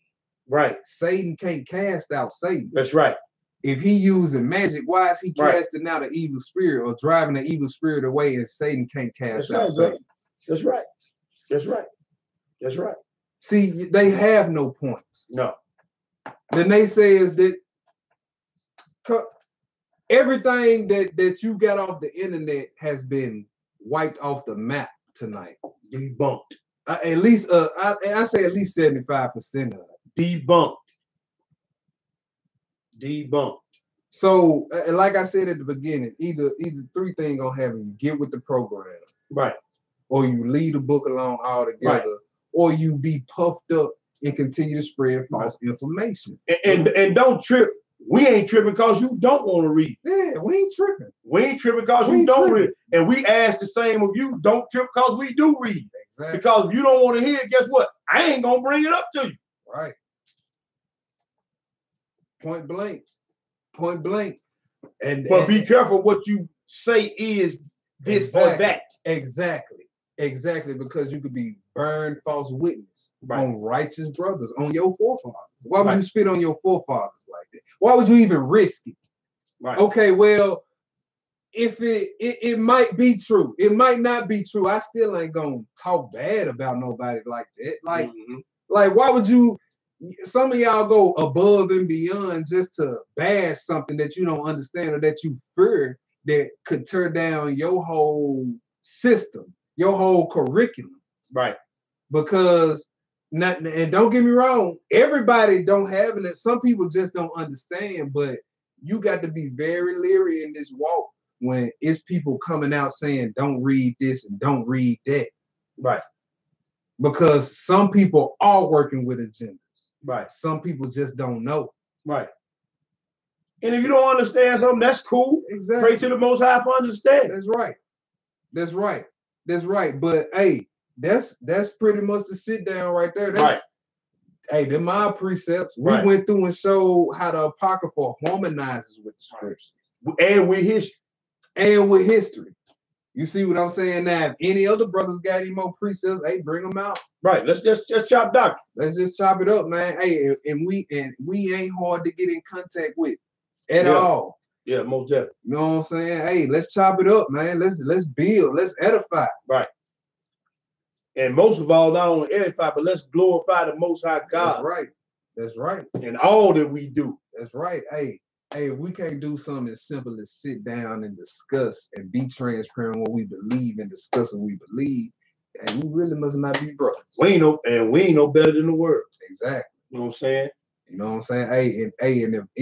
And if what we put out tonight, hey, if it's wrong with somebody we wrong, we stand down. Yeah, most definitely. We'll stand down. And not above correction, not above reproach. Exactly. You know what I'm saying? And what it is, man, let the law of the Most High, let the Torah be your measuring stick for these so-called lost books out here. If it violates Torah, throw it out. Right. You see what I'm saying? But everything we read tonight out of this, and most of it was what they like to say about it, and none of it violated Torah. Stop living off sound bites, man. None of it violated Torah. So yes, and on the record, we stand on this, the 66, and this. Most definitely. And we read other books too. Right, most definitely. We read other books too. Most definitely. You see what I'm saying? But we use the law as our measuring stick. We don't we take heed to Ecclesiastes 12 and 12. It's a lot of books that's being made. Right. But be careful what you read. There you go, bro. There you go. Everything ain't divinely inspired. Right. But it take meditation, fasting and praying and seeking the Most High, not speed read, not being surface level in your research, in your studying. You see what I'm saying? Searching the other side of the coin. Meaning taking what you've been taught, keeping it in consideration, and look at a teaching that may be the complete opposite of what you've been taught and see what you can pull from it. Right. You see what I'm saying? That's what searching the other side of the coin means. You never know what you might find on the other side. Right. You might find out that what you believe in is absolutely true and that side is absolutely false. Or you might find out what you believe in is absolutely false and the other side is absolutely true. You never know. Right. But you will never find out if you just continue to be one-track minded and surface level in everything that you do. It's time to level up, y'all. It's time, bro. It's time, most definitely. You know what I'm saying? So let's level up. Let's start loving each other, showing that one love. You know what I'm saying? Hey, and let's get this kingdom. And that's all I got. All praise, honor, and great glory is unto our God. The God of Abraham, the God of Isaac, and the God of Jacob. This your boy T Boogie. Got the young lion. To our brothers, folds up. Hey, that's right. To our brothers and sisters in the faith, we salute you. We'll holler at you next time. We out of here. Shalom. Shalom.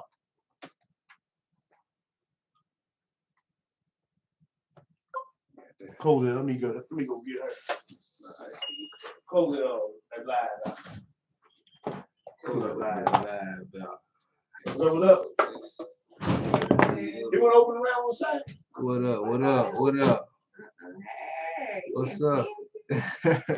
You close it? Yeah, I closed it. Yeah. Hit that done.